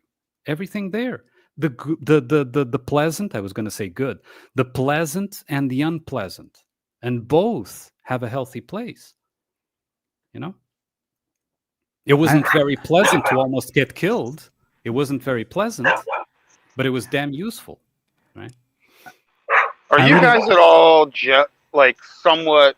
I don't know. I don't want to use the word jealous, but sorry, my neighbors don't. I got dogs everywhere. Jelly of people who are just like, I don't care about any of this existential stuff. I'm just gonna. It's like maxing is like the new internet thing. By the way, Chris, we were talking about it earlier. You missed it. Oh, okay. I was being silly on a previous Ronin experience. I named it Mystic Maxing, but the one that I heard that was popular was like retard maxing. Dude, do you guys get a little jelly sometimes? It's just like, who cares about figuring any of this stuff out? No. And I don't either. The reason I don't, well, I mean, firstly, ignorance isn't always bliss, and the problem is you're base when you don't really care about any of these deeper questions. Fundamentally, what you're doing is firstly you're not taking your sovereignty back. So you have no sovereignty. You actually have no understanding of your environment itself. So you become a literal prey animal within your environment, and you become susceptible to the ruling class itself entirely. So you can't even necessarily empathize with the ruling class. By empathize, I don't mean sympathize. I mean, you can put yourself in their shoes and You understand their logic, right? How are they? What are the objectives that they have? How are they trying to get to these objectives, right? So you're interpreting them, right, on some level, on a level of both criticalness and a general sense of wanting to learn, wanting to understand, wanting to grasp a greater and deeper and more detailed picture of your environment. That is crucial to do as a human being, because again, otherwise you become fully a prey animal. To be good, you have to be morally good. You have to be dangerous. And to be dangerous, you have to have a general environmental awareness. I mean, for example, that event in 2020. If I didn't go through all the arduousness of, in school being called crazy, and then realizing maybe I shouldn't, of course, publicize these not even viewpoints, but just the sort of inquisitiveness, these questions that may be on the fringe. I'm going through all of that. Really, it was a lifesaver. It was a life jacket. Because in the event in 2020, again, whatever that needlecraft, let's just call it that, was, whatever it caused, whatever it was intended for, overall, we can speculate on what that is.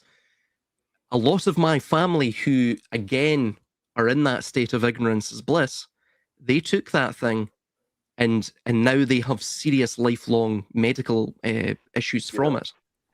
So, may I chime in? Yeah, jump in. Sorry, man. Okay. So I'm with you on that. I just asked that question because I no longer blame the sorcerers out there. I blame the you throw the term out there, normies or NPCs or herd mindset. Just use them. I blame them. Same thing, Silas, bro. Dude, my daughter went to school. She's the only person that was in school that didn't wear a mask, and then her teacher, and then one day she came home and they stuck her in the corner. She's like, man, they stuck me in the corner. It's like freezing in the corner or whatever. And then one time she came home, I was like, let me ask you a question. Is your teacher wearing two masks? And she said, yeah. And I said, let me guess. They're different colors, so that everyone knows that they are two double masks. She said yes. And we had a great belly laugh. We laughed and laughed. And later on, so she's literally the only one that was in her school. And then later they suggested, I came in, had to talk to the administration. They were like, they suggested homeschooling. I was like, you're right. And so she's been homeschooling ever since. But and I'm in a grocery store. I'm the only one without a mask in the grocery store. This store didn't tell you to wear a mask. And I remember hearing an old couple going, why is he not wearing it? And his wife or whatever was like, he must be trying to make a statement. I wasn't trying to make any statement. So I was just going to the grocery store like I do normally. So I say all that, and it kind of goes back to that, no atheist in a foxhole kind of deal, where it's like, you don't know who's who until, I don't care what they say or whatever, until there's a little bit of pressure. And I'm going to throw this out there. When it comes to pressure, if you think you felt pressure, I had two boys that were in the Army at the time, the U.S. Army. One of them, Thank you for your service. Yeah. So we support banker war. Yeah, But one of them was going to get mandatory poison darted, and I told him, hey, find out who the nurse guy is going to give you the thing, and just bribe him. Go, hey man, if I give you $500, squirt that in the thing. And I told him, if you don't have $500, I'll give you $500, just whatever. So he goes, and then I asked him later, I was like, are we good? He's like, we're good. It was a friend of mine. I didn't get the thing, and I didn't have to bribe him. And I still told him, like, well, at least throw him $100 just for, because his was also in the Army. He just outright refused. these out here with their excuses, they don't know pressure. If you're not considered, you're not in like the military where they own you basically, legally, and they haven't got it. So there's ways to navigate these things as well. There's being me. I just Photoshop something, and I didn't even have to use that Photoshop document because it was not necessary. But I was like, at least let me have some paperwork. I also went and researched OSHA with the oxygen. How much is oxygen? And by the way, OSHA lowered the oxygen from like 20 something to 17 because when you wear a mask, it's below that. I went and researched HIPAA, which is your health privacy. I went and researched here in America, American Disability Act. So why do I say all that? Who cares? It's a mindset is what I'm saying. So you resist. You don't even have to fight, like physically fight. You just knowing these things, being prepared, knowing yourself, and having options and navigating this goofiness out here. It's a mindset. Yeah. Anyway, you guys get it. I don't mean to drone on and on, but yeah, you guys get it. Yeah. That's, you have to deal with, but that doesn't mean that you fight it. In fact, fighting it legitimizes. What happens if you try to punch a wall? You're going to get hurt, right? Your fingers. So it's not fighting in that sense. It's becoming incompatible with it. And of course, being aware of what's going on. And therefore, getting more tools, intellectual tools, to navigate it. Yes, absolutely, I agree. And as well on the active resistance, it's that was something I picked up on in that film Vivarium, and it's you have this I won't spoil it in case anyone wants to watch it, but there's this couple, right, and they're dealing with, we'll just call it this simulacra or simulation, and the predator is a sort of a hyperdimensional alien.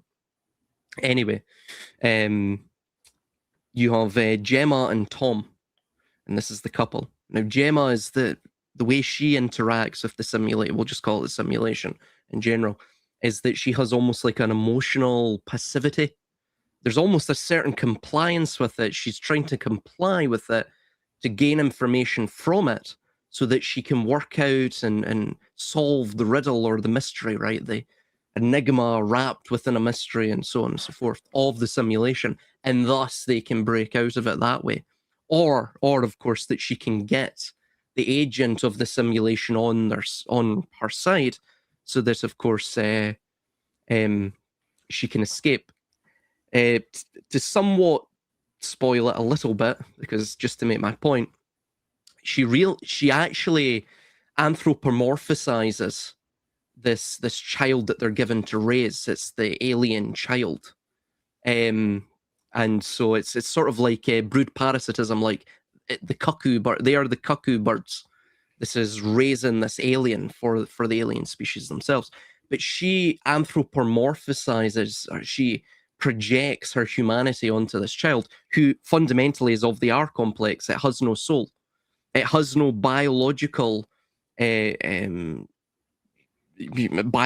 grounding or foundation to even feel empathy or love for who he calls his mother, right?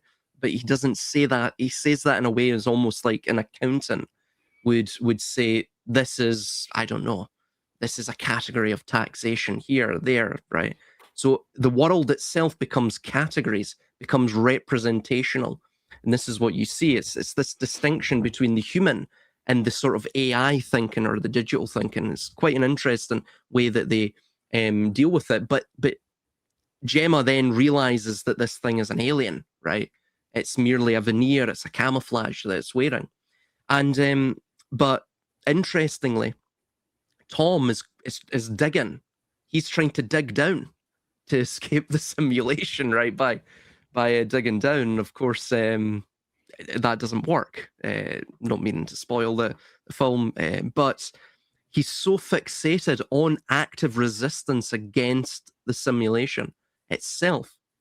he actually loses, he almost separates or segregates himself from his emotional side, that being Gemma.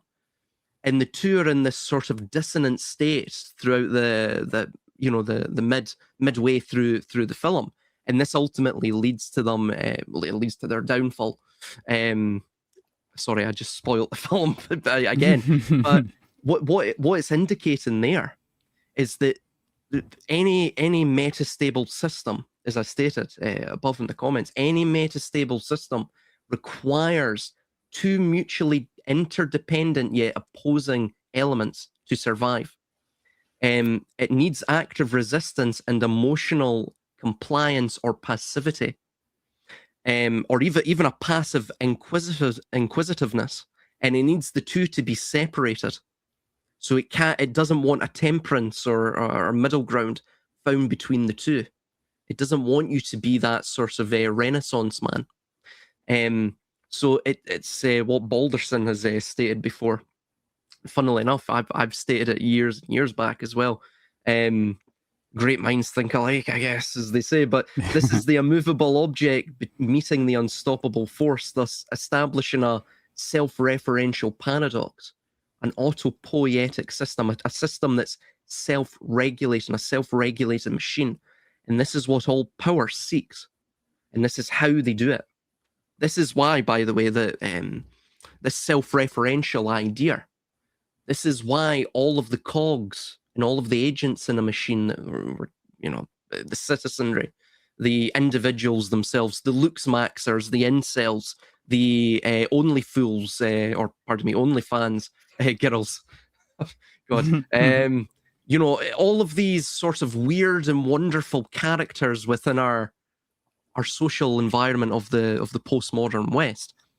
This is why all civilizations fundamentally will always reach that point, and they will always end in hyper-narcissism, because the idea of because they are sort of mimicking the structure of that which they're dependent on, the society, the civilization, the social organism, which itself is self-referential.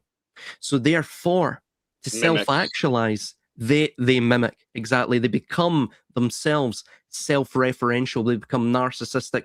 They become mere facsimiles of human beings.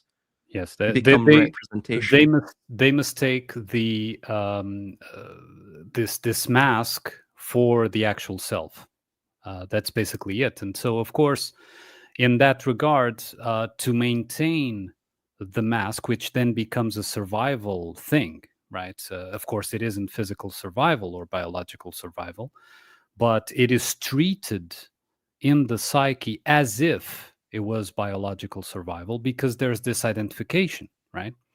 I am this personality, let's say, and this personality is built from within and can only exist within this particular set of, worldview, whatever you want to call it. So it's confused, and therefore the survival instinct kicks in, and it doubles down on it, right? It cuts off. It prefers, like, okay, if to survive, I need to relinquish that instinct that I was talking about before, of this, that I am more than this. If I have to relinquish that, then so be it, because I need to maintain this form at all costs. Otherwise, I die, right? And it is true that otherwise you die, but it's not a biological death, and that death would actually bring you to life, or closer to, at least, right? But this is something that requires that bravery that I was talking about before, right? You need to allow, and that's why I say, why do you consider death to be evil? Why do you consider death to be evil? You even when we were doing the tarot series, Silas, when we talked about the death card, right? Usually that card is seen, oh my God, yeah, but that is what allows you to be alive. It allows you to approach life. You only face death if you are not living, right? Yeah. And I remember. Oh, go ahead, Chris. I'm sorry. I was just gonna say it's. I mean, It's a repeated point, obviously, that we all make when talking about the transhumanist types who are in Silicon Valley and whatnot. But it's obvious that they're very afraid of death. They're very afraid of the unknown, which it seems to be the reason behind all of their actions. They seek immortality because of that. But as well, just really quickly, but if we die right now, we'll never see GTA 6. So there is that point as well. And by the way, I bring that up not just to be comedic, but that's something I actually have seen quite a lot. It's like a meme going around. And it really shows this weird sort of consumeristic culture you're seeing within the West. You know, it's that meme of the guy with the IV drip, you know, on his sort of deathbed, this Wojak character. This sort of faceless, yet partially unique and trend-setting, you could even say rebellious entity. And he's saying, you know, he's got the oxygen mask, the IV drip, and he's like, oh, I just need to consume one more product, one more series. You know, it's a weird sort of I don't even know if we have the language to actually describe it. I certainly don't. But it's a weird psychological state. Sorry, Ronin, jump in, man. No, and that's a good release valve. It's kind of like all the various, you know, protests or whatever over the last decade. Dude, you get allowed to just vandalize and wreck stuff, and the I don't call them elites, but you know, the subpar, inbred, nepotistic, whatever LARPers they are, allow it, because just like GTA 6 or whatever, it's a release valve to work out one's like frustration that they are unaware of the source on where that frustration comes from. So you can do whatever you want in GTA, you know, whatever, 5 or 6, and that's a release valve, man. At least you're on the couch and you're not out like. Well, it's an escapism. Totally, it's escapism. Totally. But it's interesting because there's also a way in which, at least I've seen this done on a show I watched recently that I don't even know if I'd recommend it. It's funny if you watch it long enough. It's decent. It's a decent show. It's Chad Powers, the show on Hulu with the football player. They based it off the skit that Peyton Manning, I think, did on Saturday Night Live, where he goes back and plays college football. Yeah. But so it's Glenn Powell. He gets hurt playing college football, so then he wears a disguise and he goes back 5 years later when he's healed to try to play college again. And I think he successfully is playing at this point in by the end of the first season under this new identity with this mask. But through wearing the mask, it's like he learns that who he was being prior to putting on the mask, that was actually more of a mask than the character he was playing. Like his true self actually was able to come out while wearing the mask. He was always a fake person until he had to change himself for the situation he was trying to put himself into. There's another internet term for that I've heard: imposter syndrome. Mm-hmm. Oh gosh, I was gonna say something so brilliant and I forgot. Oh, so there's there's a reason, Chris, why you know, I notice there's a lot of intellectual and even in this esoteric areas where it's like this masturbating each other with intellectual stuff, and I look at it and I go, the convo is built on BS. So one example I had for myself, I wanted to ask you guys, you know, and I'm sure you've already gone through this. If everything you thought, all your anchors, all your fundamental, this is the thing, this is BS, but this over here is the absolute whatever. Can you accept that being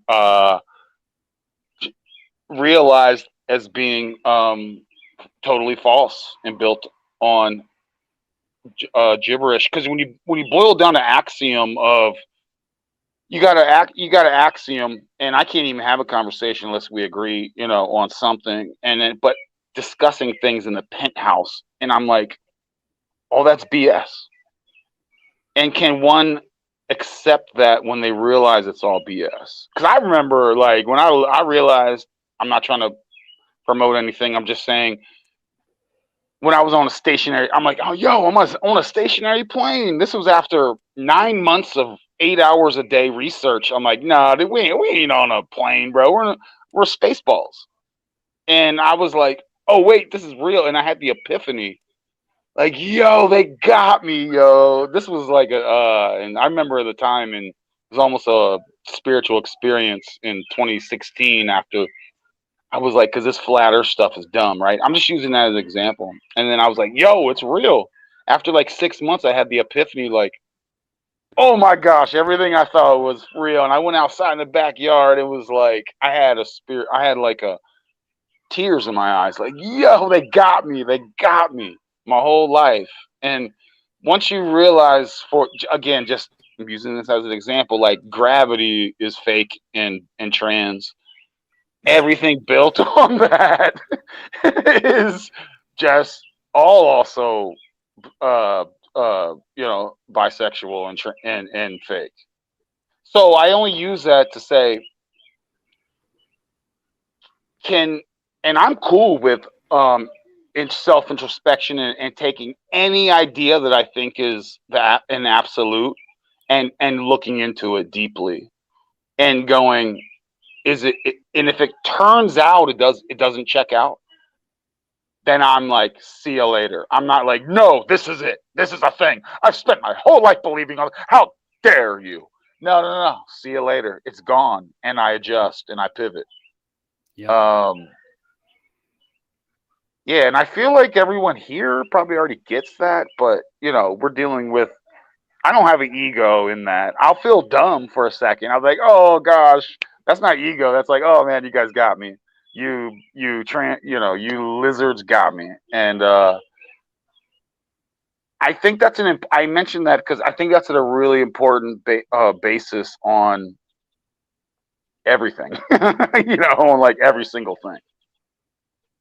Because you have these straw man arguments, and it's like, I can't be involved in straw man arguments when both and everything, it's not one side or this side and everything else. It's like the whole topic is BS to me.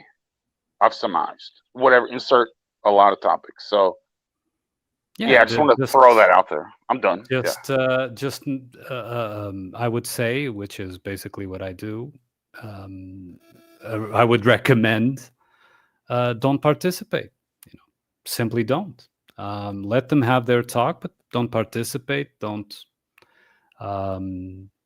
provide attention to it, and just move. Walk on. That's it. There's really because to participate is to legitimize. It's like I don't know, a Jehovah's Witness knocks on your door. Is this a discussion you want to have? You already know that you're just going to waste time for an hour, right? So is this a discussion you want to have, or you just ignore or send them away, right? So and Armunn, I agree with that, and I'll go through phases. I'll be honest. I go not giving energy to that, starving the beast or whatever the beast may be of that.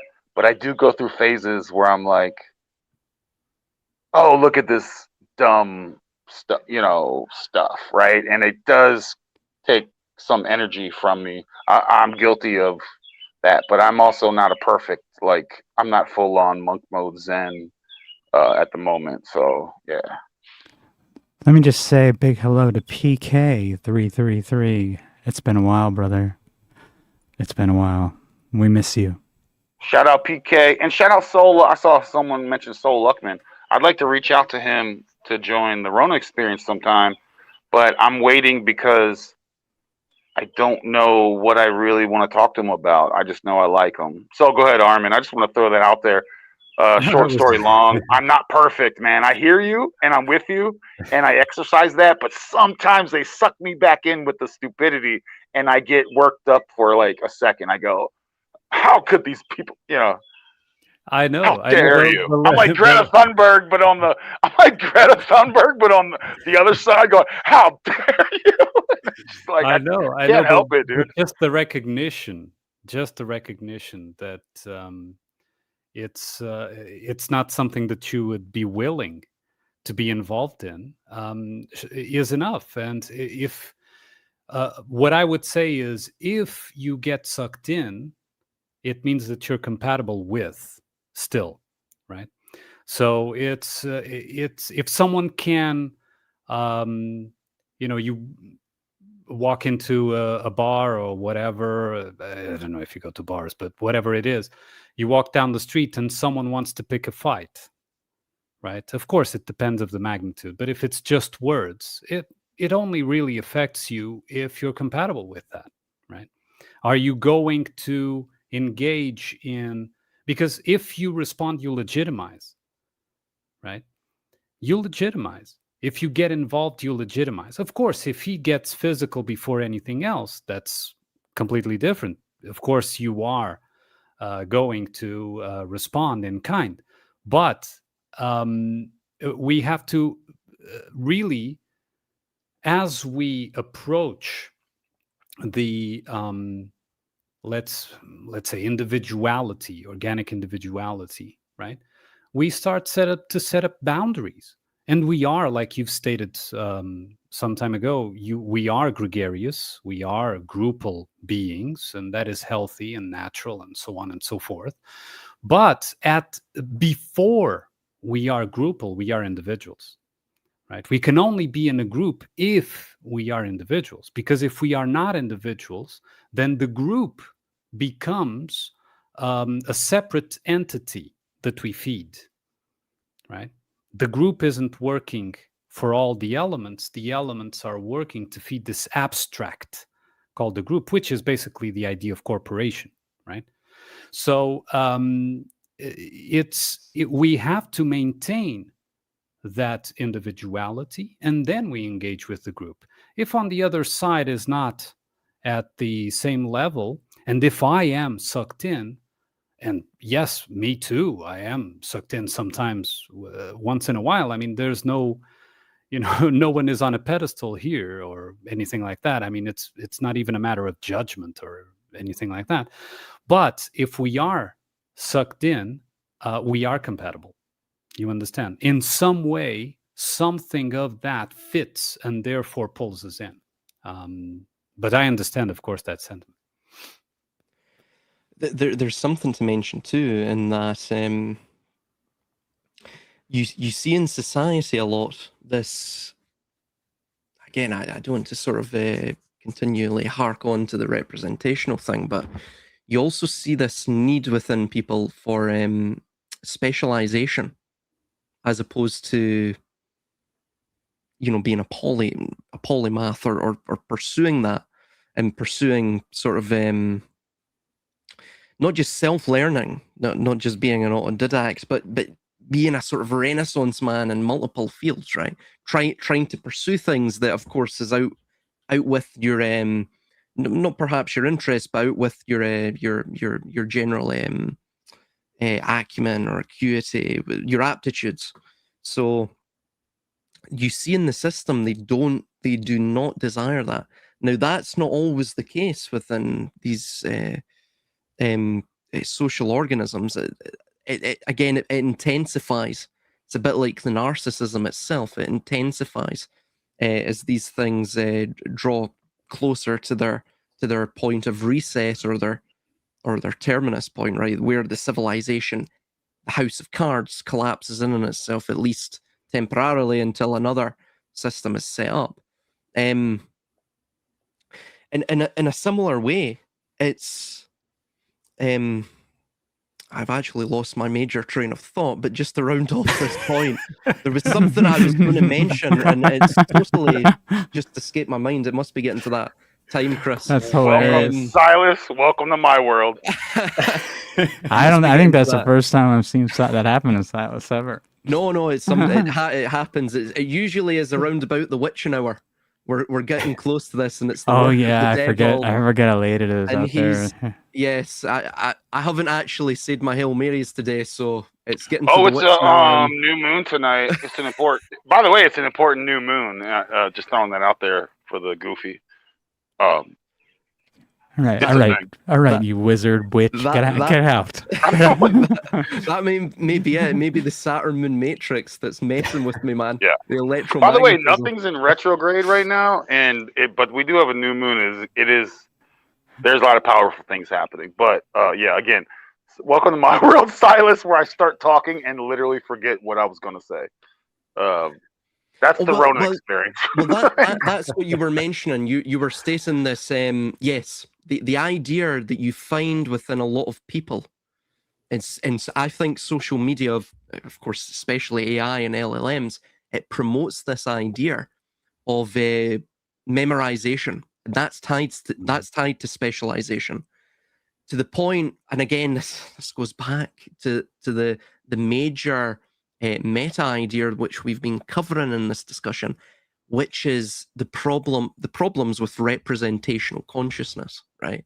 And how it can be manipulated and how it's susceptible to manipulation, right?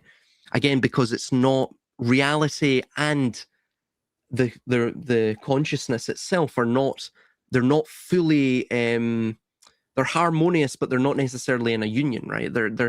It's that consciousness doesn't have direct access to the objective reality.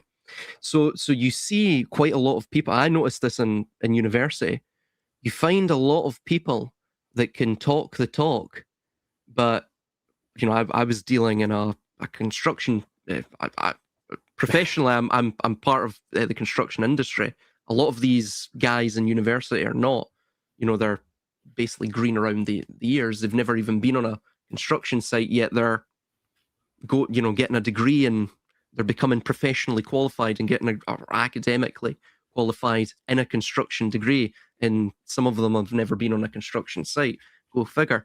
But what you found is they could memorize and regurgitate quite a lot of it, right? Of course. Well, they sounded as though they knew something. But I mean, a lot of these guys couldn't build it. They couldn't even build an effing wall. They couldn't put up they probably couldn't put up a bloody, just a makeshift A-frame. I mean, so you're dealing with a serious divide. And again, that's just a microcosm of the divide you're seeing in society between the representational and the real. And so a lot of memorization is tied into all of this too. Another thing that's tied into this is verbosity, right?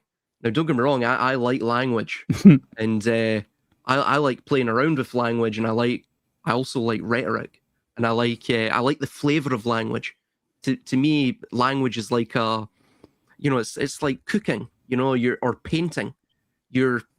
It's a form of art for me, and it's a creative outlet. We know, we understand. Yeah, with your accent, we know you love it. All right, but the trivium is important, and rhetoric's one of them, and that's one important aspect. It's not 99% of the important aspect. It's one of them. Yeah, yes, but this is what you're seeing as well. For example, somebody says memorizing without comprehension. Exactly.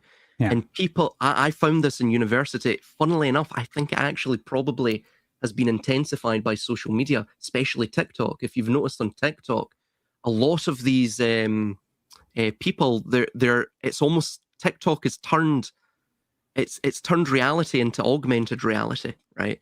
Where they're, they'll do a weird, silly little dance, and they'll be miming, like, what do they call it? Yeah, it's miming, but I forget the old term for it. But Well, Silas, do you like use That's you it. use AI, right? You use AI sometimes to go, hey, what's this? What's that? For Oh, absolutely, troubleshooting. and notes is I'll use it to collate notes and things like that to bring a 200 odd page set of notes down to something that's collatable, because I'm not very good at that. I do write too much, I do speak too much, but No. collatable, he says, as he uses collatable. when you're basically miming, or when you're engaged in Lip syncing is what I think you're looking for, right? thinking, that's it. When you're engaged in that, when the machine is feeding you what to say, and you're simply just regurgitating it, firstly, it has you will induce cognitive decline, because you're not having the connection between the real, or what is being learned, the object, and the subject. That connection is being broken. And so fundamentally what you are, Bro, I've been at that experiencing point, is that, just a man. robot. Jesus Silas, Christ. That I've was been out of, you just came in out of nowhere. I didn't even hear what he I didn't hear what he said at the Oh end. yeah. Well, Oh shoot. I'm sorry. I just want to there, man. Terrified. No, Silas, I've been experiencing that, like, where I can usually problem solve, and now I'm relying on AI with a lot of things, even with rewriting it. certain Yes. things, emails or whatever. How do I fix it? I'm Yeah. experiencing that, and traditionally, I'm a problem solver, and I've literally been feeling that cognitive degradation, trying to just figure out things. Mhm. You're turning into Biden. Yeah. Yeah, I mean, I can barely talk now. Oh, dude, I'm probably early set Alzheimer's for sure. But continue, Silas. That's an absolutely astute point, because think about this, right? We have no, of course we've grew up with Google, but we've not necessarily grew up with LLMs, right? Certainly not myself. I'm probably the youngest among you, so there's Nah, I'm the youngest here, bro. I'm the youngest here, bro. So young at heart, mate. Young at heart. And so what you're seeing is, think about it. These kids growing up, all of their schoolwork, everything is based around LLMs. Effectively, they are mere scribes for a machine at that point, at the very least. Most of them will just copy and paste things. I remember there was a lot of it's group projects in university.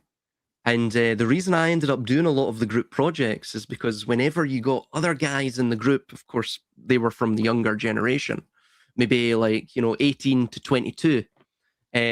One of them was, I believe, 17 as well. So it's that sort of age range, basically a generation below me.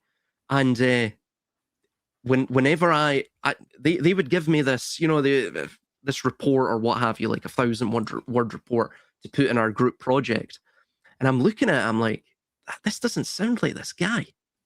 And so I got Grammarly and I started checking it through the AI checker. I mean, some of it was like 57, 60% AI. I mean, pretty much he's just copy and pasted it.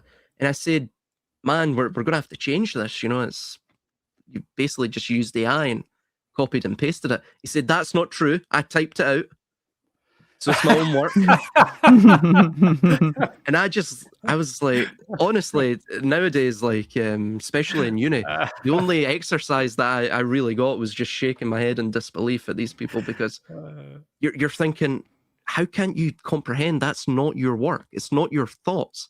So there's a complete disconnect between thinking and between what's being produced, right? And be it the written word, be it even music, be it whatever, any art, any creative outlet.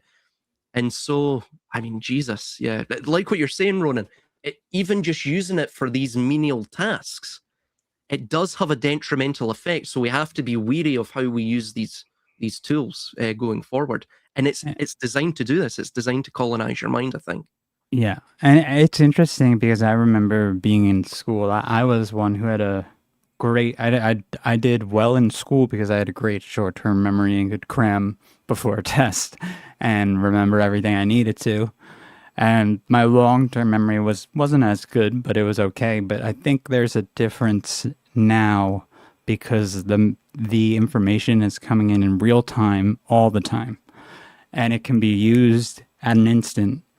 There's almost no need to memorize it at all. Like it's like you're a mirror for the information.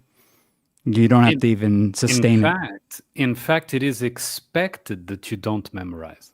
Yeah. Because note how many trends go from one opposite to the other week by week, and nobody notices. People just go along and nobody notices. Some trend contradicts entirely the trend of last week, right? Even in the news or whatever it is, right? And people go along. It's fine. News just came out, for example, stating the exact opposite of last week, and nobody even considers it. Yeah, yeah. So you're not supposed to memorize, and that is done on purpose, by the way. You're not supposed to. That is the whole idea, is for you not to memorize. You memorize to exhaustion until you can't memorize anymore. Yeah. And PK brought up a really great point. Well, the memorization itself and the regurgitation, again, memorization isn't comprehension or understanding. So what you're seeing, and like what he stated with the written word, I call them parrots. I call them parrots. There's parrots and ostriches. Continue, Silas. I'm sorry. Well, it's pretty much that. It's mimesis. It's this idea of society being a mimetic machine, and everything in society is being gradually assimilated into this mimetic, this sort of mimetic ideal that the system desires. Because what they want is pure mirrors. They don't necessarily want creative actors within society. They don't want people that can change the status quo through their creativity or their co-creativity.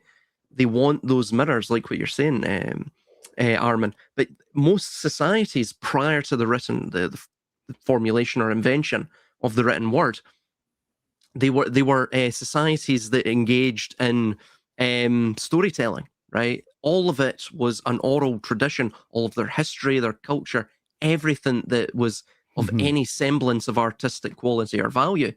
And again, the reason for the written word, as PK just rightly stated, is because it created that... Again, this is a sort of tiptoe effect. It's a very incremental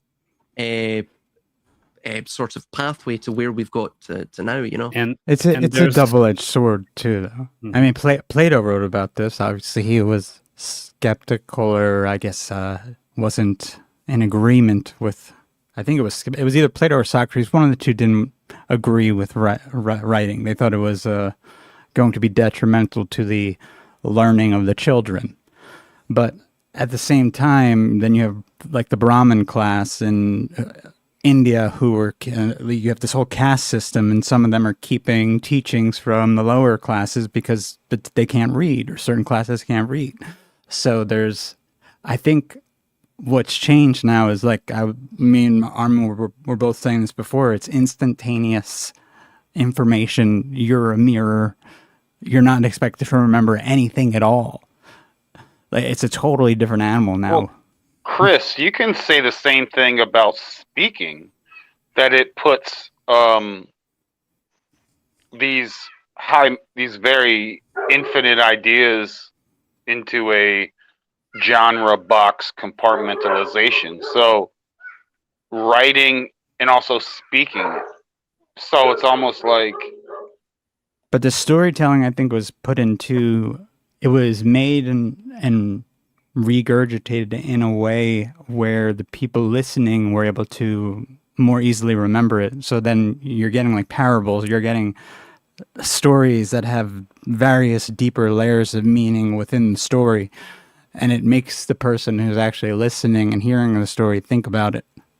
Yes, communication is interactive. It requires the speaker and the listener to actively participate. The listener has to actively participate. That is why it's always better, and I say better, not best, to read the book instead of watching the movie, right? Because by reading the book, you are participating by formulating what is written onto images, let's say. So you're the director of the movie in that sense. But another aspect and another effect that the written word had was that it turned, the agreements into law. And when I say law here, is law in the lower case, right? Because, for example, I'll give you an example that I gave a long time ago, which is you pass by a lake and you can't read, right? You never learned how to read, and there's a sign there that says "forbidden to swim." Right? Since you can't read, you look at the sign and you whatever, right? I don't know what the hell is there, and you go and take a swim and you have fun and go about your day, right? If you do know how to read, that sign has an effect, right? You will immediately conjure in your mind whether it is a policeman or maybe someone will see me. Even if I do it, it's forbidden, right? I'm breaking some kind of law. I'm, going to be guilty. I'm going to be a sinner or whatever it is, right? So, no, I'm not against learning how to read. That's not my point. My point is that by the transition onto a society of information, and this is why schooling was such a big push, even for smaller communities and rural communities and so on. It wasn't that they wanted these people to become independent and self-cognizant and so on, and be able to participate in the world actively, like Silas was saying, changing things and participating. What they wanted was the immediate effect of the written word, right? Which can be the spoken word as well, like Ronin was mentioning. But the idea is that we must understand that all the languages, at least the languages that we have right now in the world, are programming code for our mind characters. And our mind characters are somewhat equivalent to an organic AI. And I'll give you an example. In Japanese, you can hold an entire conversation without mentioning the subject, without mentioning me, you, they. You can have an entire conversation only with verbs, adjectives, and objects, but without subject, right? Of course, this programs depersonalization, which is exactly the cultural atmosphere of Japan. It is completely unindividual. It is completely collectivized. There is no me. There is us, right? There is impersonal existence, right? So this is an example, right? But you can see by the grammar of languages what those languages were put there for. And I am of the opinion that all languages were crafted, which is, of course, not that big of a discovery. Of course, they were crafted. But what I'm saying is that they were crafted for objectives, towards a certain goal within the population that these languages were introduced. And of course, English is a major example of that. But all languages, I think, follow that pattern. Shout out bird language. Shout out, and also, for real though, I'm being silly. Shout out green language and bird language. As well as I wonder if sigils or have the same. I mean, sigils may have turned into these, written rights, knowing your rights. I wonder, Armunn, if that's like but also when if you're a hiker or something, you see the stones. Some people will stack stones on top to be like a helpful pathfinder, or to send a message. But you still have to know the language, right? You can pass the stones and not know what they mean, right? Again, you got to agree. Yeah, we got to agree on a thing that means a thing. Yes, exactly. Yes. And also as well, I mean, the way that the way you see a lot of these languages utilized and the way that they develop throughout the, I mean, for example, let's look at modern English, right? Sort of contravening what PK's saying. If you look into Shakespeare, very interesting history behind that fiction of this character. Probably his works were created by committee. You see quite a lot of evidence to that idea. And what you find with Shakespeare and his writings, they were extremely influential in terms of developing what would become the lingua franca of the Anglo-American or Western world order going forward throughout the Industrial Revolution, of course, into the modern day, and you could say into the postmodern day as well. So it's sorry, just a quick Yeah. remark. And more importantly, it became computer code. Yes, because all computer languages are based on English. Go on. Sorry. Yes, exactly. So what you find is that the language itself shapes how you think. Of course, it's like a veil or a lens of perception itself. The words that you utilize, the way you construct sentences, all of this affects in very, very subtle ways how you fundamentally view, firstly, the external world and how you view other societies, other individuals, how you even develop a class structure. Or how you develop even physically via epigenetics. Yes, exactly.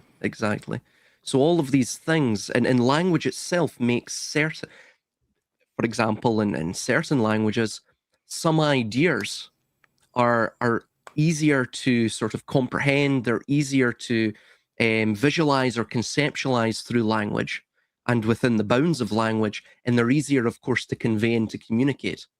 One comes to mind, which is Sanskrit. There's a lot of what we would term sort of metaphysical concepts in Sanskrit that have their own terminology, that not just have, they don't just have their own words. Words come attached with conceptual baggage. That's what a word is. It has the meaning, but the meaning itself is a sort of, it's a representational concept of the grander thing. So, one example to that idea is death, right? We provided the meaning. Well, firstly, we crafted the word death, provided its meaning. That meaning itself is a mere narrow conception of what death is, right? Of course, death is the boundless unknown. So it stands to reason when we think of death, what we're thinking of is representational images of death from the world in which we dwell, right? Either the tragic and unfortunate and sad death of relatives or whatever it may be, a dog, pets, what have you. We're not necessarily understanding death from every single angle of it, right? Again, we can't fully conceptualize of it. We can't. We just we have a narrow. Can't. Yes. But this is what you find with a lot of things, even down to the most mundane word. And let's, the English language, for example, since we're all speaking this as a common tongue to communicate with each other. The tree. When I say the word tree, all of you are thinking of just one tree. You're not thinking of the full totality of all trees. You're probably not even thinking of all of the angles around the entirety of said three-dimensional tree. You're simply thinking of one species. You're probably thinking of a specific type of tree in terms of how it's in its sort of life cycle, and then you're probably thinking and visualizing it, just purely on one perspective, one sort of angle of view. So all of these things, this is how language works. It constrains one's thinking. And again, if you start bringing in AI and LLMs into the mix, and you bring in all of this other sort of cognitive or mental terraforming throughout society, and people start to lose vocabulary, they start to lose their ability to even memorize, their ability to even understand, to create, and you start to whittle down their ability to even express their own soul through language, which, of course, the written language itself, as we've just stated here, it already constrains it. So what you're seeing is an incremental constraining of the cognitive abilities of mankind, and that directly relates to the ability of the human being to express his soul. And this is what you're seeing with all systems of power, is the only thing that stands in the way of a system of power taking total dominion over all life is the soul. The soul is the unpredictable element that cannot be met. It's the immeasurable. And if you are fixated in lust after power, power is that idea to demarcate through measurement. Mathematics is one example. This is why science is so based on mathematics. They conceptualize everything through mathematics. To trap the unpredictable into a frame of predictability. Exactly. Mm-hmm. That's it. All are numbers. They make you numb, but you can boil them down to all the numbers, and that's why there's the code. And then you get into hijacked code versus the real code of this particular realm. And then there's if you're too tied into this realm and this code, that's not great either, in my opinion. On a more it's designed to constrain you, I mean, you could even relate this to things that you see within a society. For example, I know it's pretty much, it's in the US, even with the high costs of college. I believe in the early 20th century, it was something like 5% of the population in the US attended college. Of course, because of the various stipulations, both financial and in terms of your aptitude, your academic aptitude, to get into these, bastions of intellectualism or whatever. Now it's something like 35% here. I believe it's even higher because, of course, all of it's the bill is footed by the state. Really, it isn't. We're just sort of passing on the debt to the next generation. But who cares about that, right? Just got to live in the moment, bro. YOLO. So, but what you're seeing with that is the democratization of all these things. It's fundamentally, it doesn't actually elevate the individual. It doesn't even elevate the society itself. Again, what they give in one hand, they take away in the other. So what they're providing to you is an enticement. It's an ideal. It's a transcendental ideal.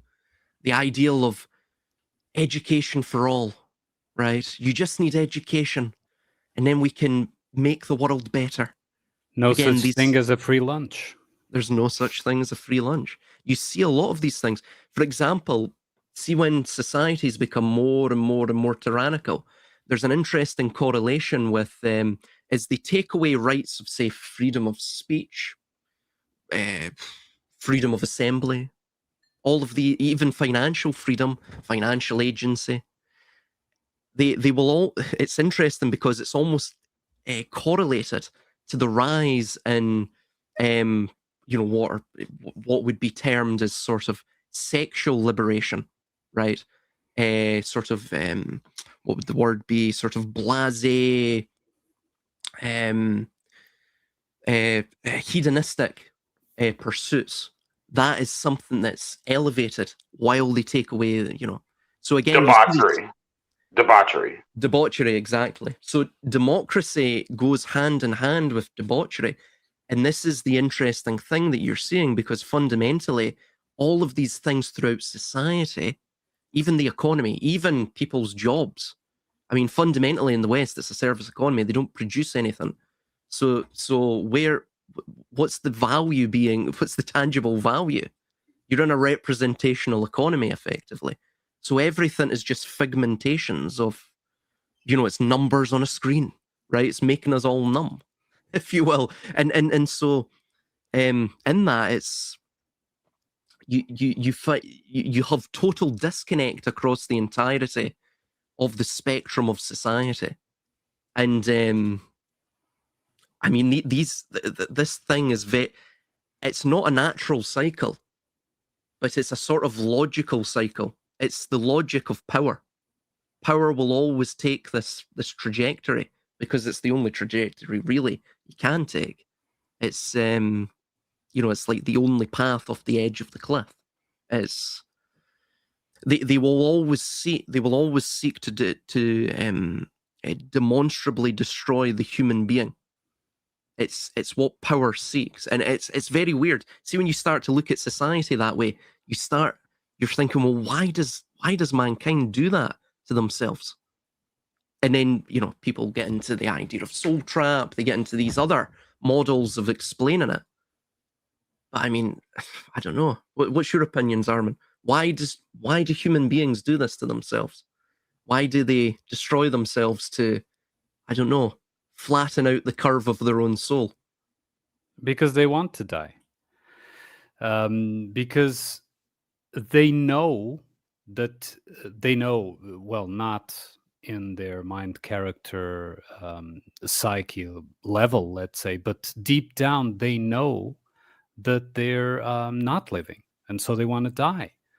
And they somehow know that death will, or feel that death will liberate them.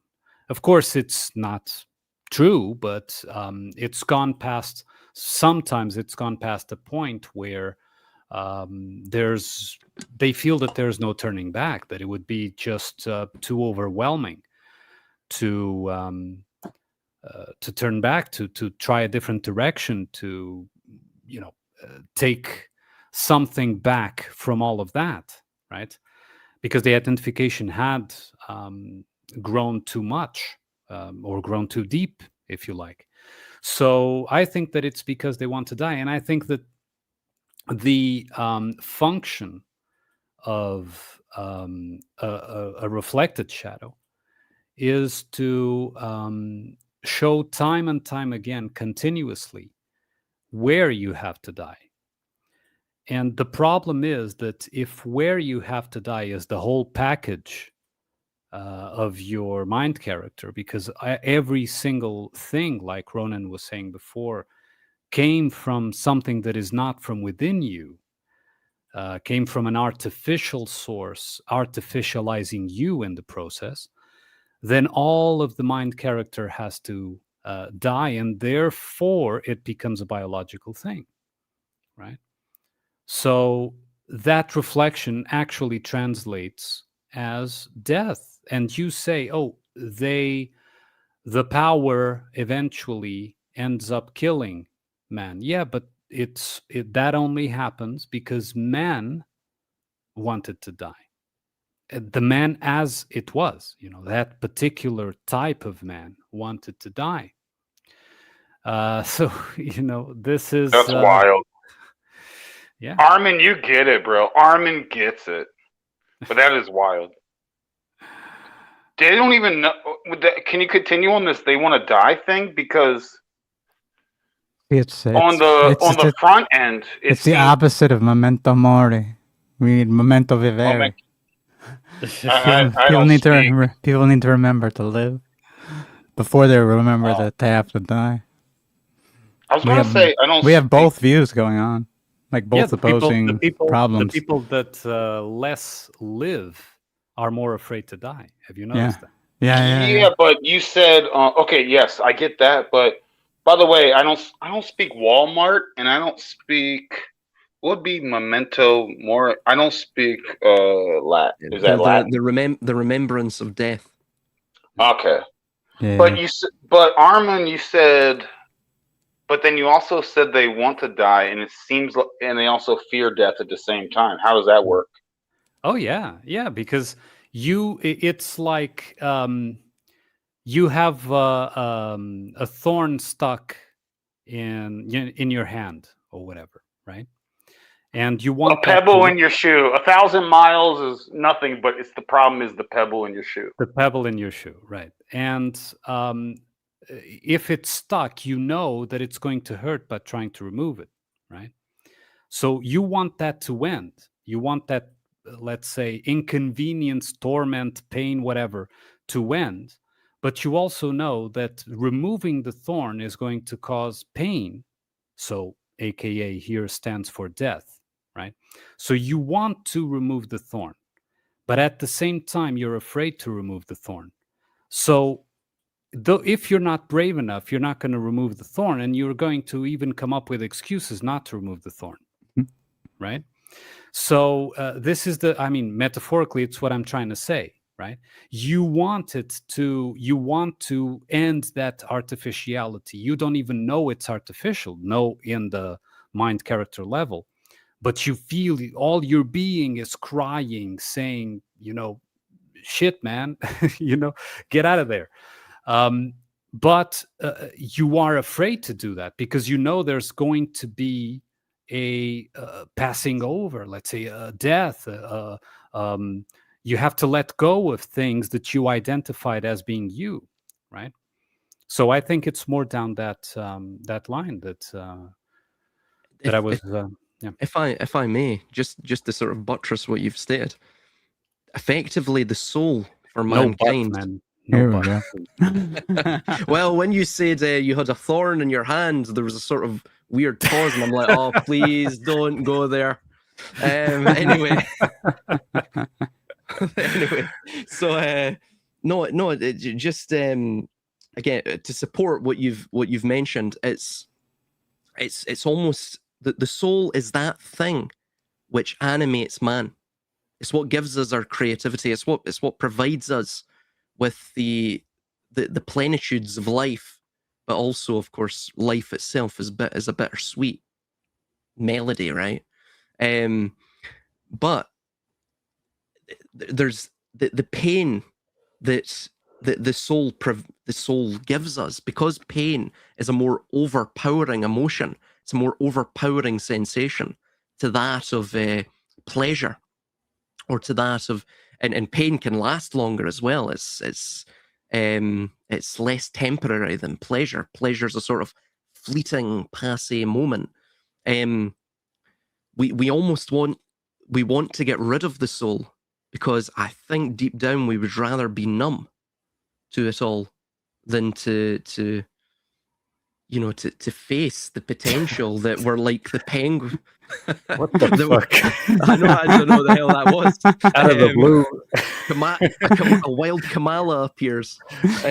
Just the pain, I just thought it fit. the pain. The penguin. So I mentioned penguin. I'm like, what the hell is that? Is that like what a penguin looks like shaven, or I know. I heard you say pain, so I was like, yes, I say the pain. She's in pain. Yeah. Yes. I didn't even think of that. Yeah, that's good, man. I appreciate that. But no problem. To just finish this point really quickly, and I think we'll probably head off after this. It's like the penguin. It's he's not necessarily nihilistic, but he's trying to find meaning in this sort of barren tundric wasteland, And I think as civilization progresses, and as the epochal or world age of this given epoch of history, as it progresses, I think us, the penguins, we realize that perhaps there is no meaning, right? Not all of us. I'm merely talking to the sort of dark enlightenment crowd, the tech bros, the accelerationists. They're seeing that there is no meaning other than what they can provide to it. So therefore, to sort of extirpate themselves from the pain is to destroy the soul and to effectively turn it into a sort of binary monolith, into a data, So turn the gross. soul into a data center. Gross. So something that they can control, rather than being controlled by it, rather than it being a mystery to them, being something unknown to them. It becomes something that's very shallow but knowable, rather than deep and unable to be plumbed by one's mind, because it's fathomless to the mind. So it's this idea. And Silas, that's the opposite of what you guys were saying. Let go earlier. No, I don't. No, it isn't. I don't think it is. No, it isn't. No. Well, Because they were it's saying you should let go, and then Silas is saying these dark tech bro wizards are not trying to let go. They're trying to hold on. No, they are. I would say they are, right? That is what Silas is saying. They're keeping it, but they're keeping a simulacra of it. It's a pure mimicry of it in the data center. That's what I mean. Letting go would be Control freaks. accepting that there's the unknown, and the unknown should yeah, always no, be I'm there. with you. Chris, we're not disagreeing. I'm saying the proper way is to quote unquote let go, and in all the nuances that were involved in saying in that concept, right? These people are not doing that, which is not cool. Is what I'm saying. Yeah, we're in agreement. Yes. Yeah, but they're not doing that, and they're holding on because there is another side, right? Again, and they're gross. They suck. like Chris was saying in the beginning of this stream about codependency, right? There's only a perpetrator if there's a victim, right? And so if the victim is no longer there, there is no perpetrator. There's no one to that's compatible with it, right? That participates in the dichotomy and the process. So the ones that are doing this for an audience. And what I suggest is don't be the audience. That's it. Yeah. And you'll see this huge problem everywhere especially with the topic of narcissism. You'll see so many people online blaming the narcissists, especially who have had experiences with said narcissists. But you'll very rarely see people trying to change their codependent tendencies and set boundaries and stop being that victim. Absolutely. And even more so, narcissist has become a fashion word. And everyone from their mothers to their cousins to their ex-girlfriends to whatever was a narcissist. That's not, I mean, actual full-blown narcissists is actually rare. Okay. But there are a lot of people with narcissistic behavior, habits, which were programmed into them, especially by social media, for example, which is quite different from being a full-blown narcissist. A full-blown narcissist is someone that never, ever had even a semblance of contact with their individuality. And that's why they only live through the externalization of the mind character, and therefore the validation of the external. Right. So that is very rare. I'm not saying it doesn't exist. I am saying that is very rare. And most of the people that you call narcissists, when I say you, it's not you in particular, but that people call narcissists are only exhibiting programmed habits that are narcissistic in nature. You understand? Yeah. So it's a difference that needs to be. Armunn, how's that fit in? That is the transhumanists and the Silicon Bros are all. That's what they're all. That's what you've just diagnosed them all with, right? You know what I mean? But listen, for example, if you're a corporation CEO, whatever, of one of these Silicon Valley big companies, you don't build anything. People do it for you, right? Yeah. And Yeah, so, but their intended goal is to save their quote unquote consciousness as their avatar decays, and to not face but that the is next thing. but that is for an audience. They don't want that as an individuality. They want that with an audience. It's the same thing as the bully, right? The bully is only a bully because there's someone that is bullyable, right? And in the same way, the bully wants to be seen and validated and recognized for having power through the bullied, right? He wants to see the fear in the eyes of the bullied so that he knows, or feels at least, that he has power, right? Yep. So it's in comparison, always in comparison, right? You understand what I mean? So if that comparison disappears, in the sense of, there's no one there to really that's going with my game in that sense. And of course, what I'm saying is, basically impossible. And if you look around, and that's why I say it's not a collective thing, but an individual. If there's no one there, then there is no bully, right? Yeah. There's no way out. There's simply no vent for that exercise, let's say, right? The incompatibility or the compatibility becomes incompatible. There's a shift in the dynamics, right? Like you said, it's exactly like you were saying, Armunn.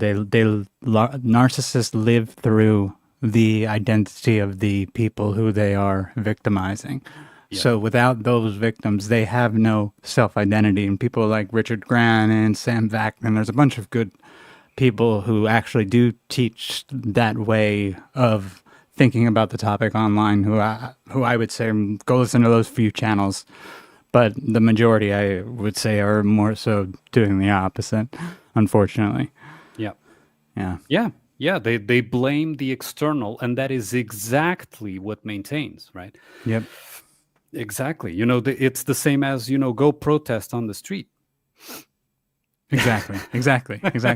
Look where that's gotten everyone. Yeah. All right, guys. What do you think? You think we did it? I think we did I it. think so. Yeah, it's a bit I late. think, it's the Well, tiredness hit me about an hour ago. I was running on fumes anyway. Well, I'm thank you beyond the point guys of no all return. so much for joining. If you guys want to share your channels one more time, I know Silas is streaming and I got the links underneath, but go ahead and share one more time before we sign off. Well, I have my YouTube. I think it will be clickable when people listen to this. Yeah. And also my Odyssey, I can send you that.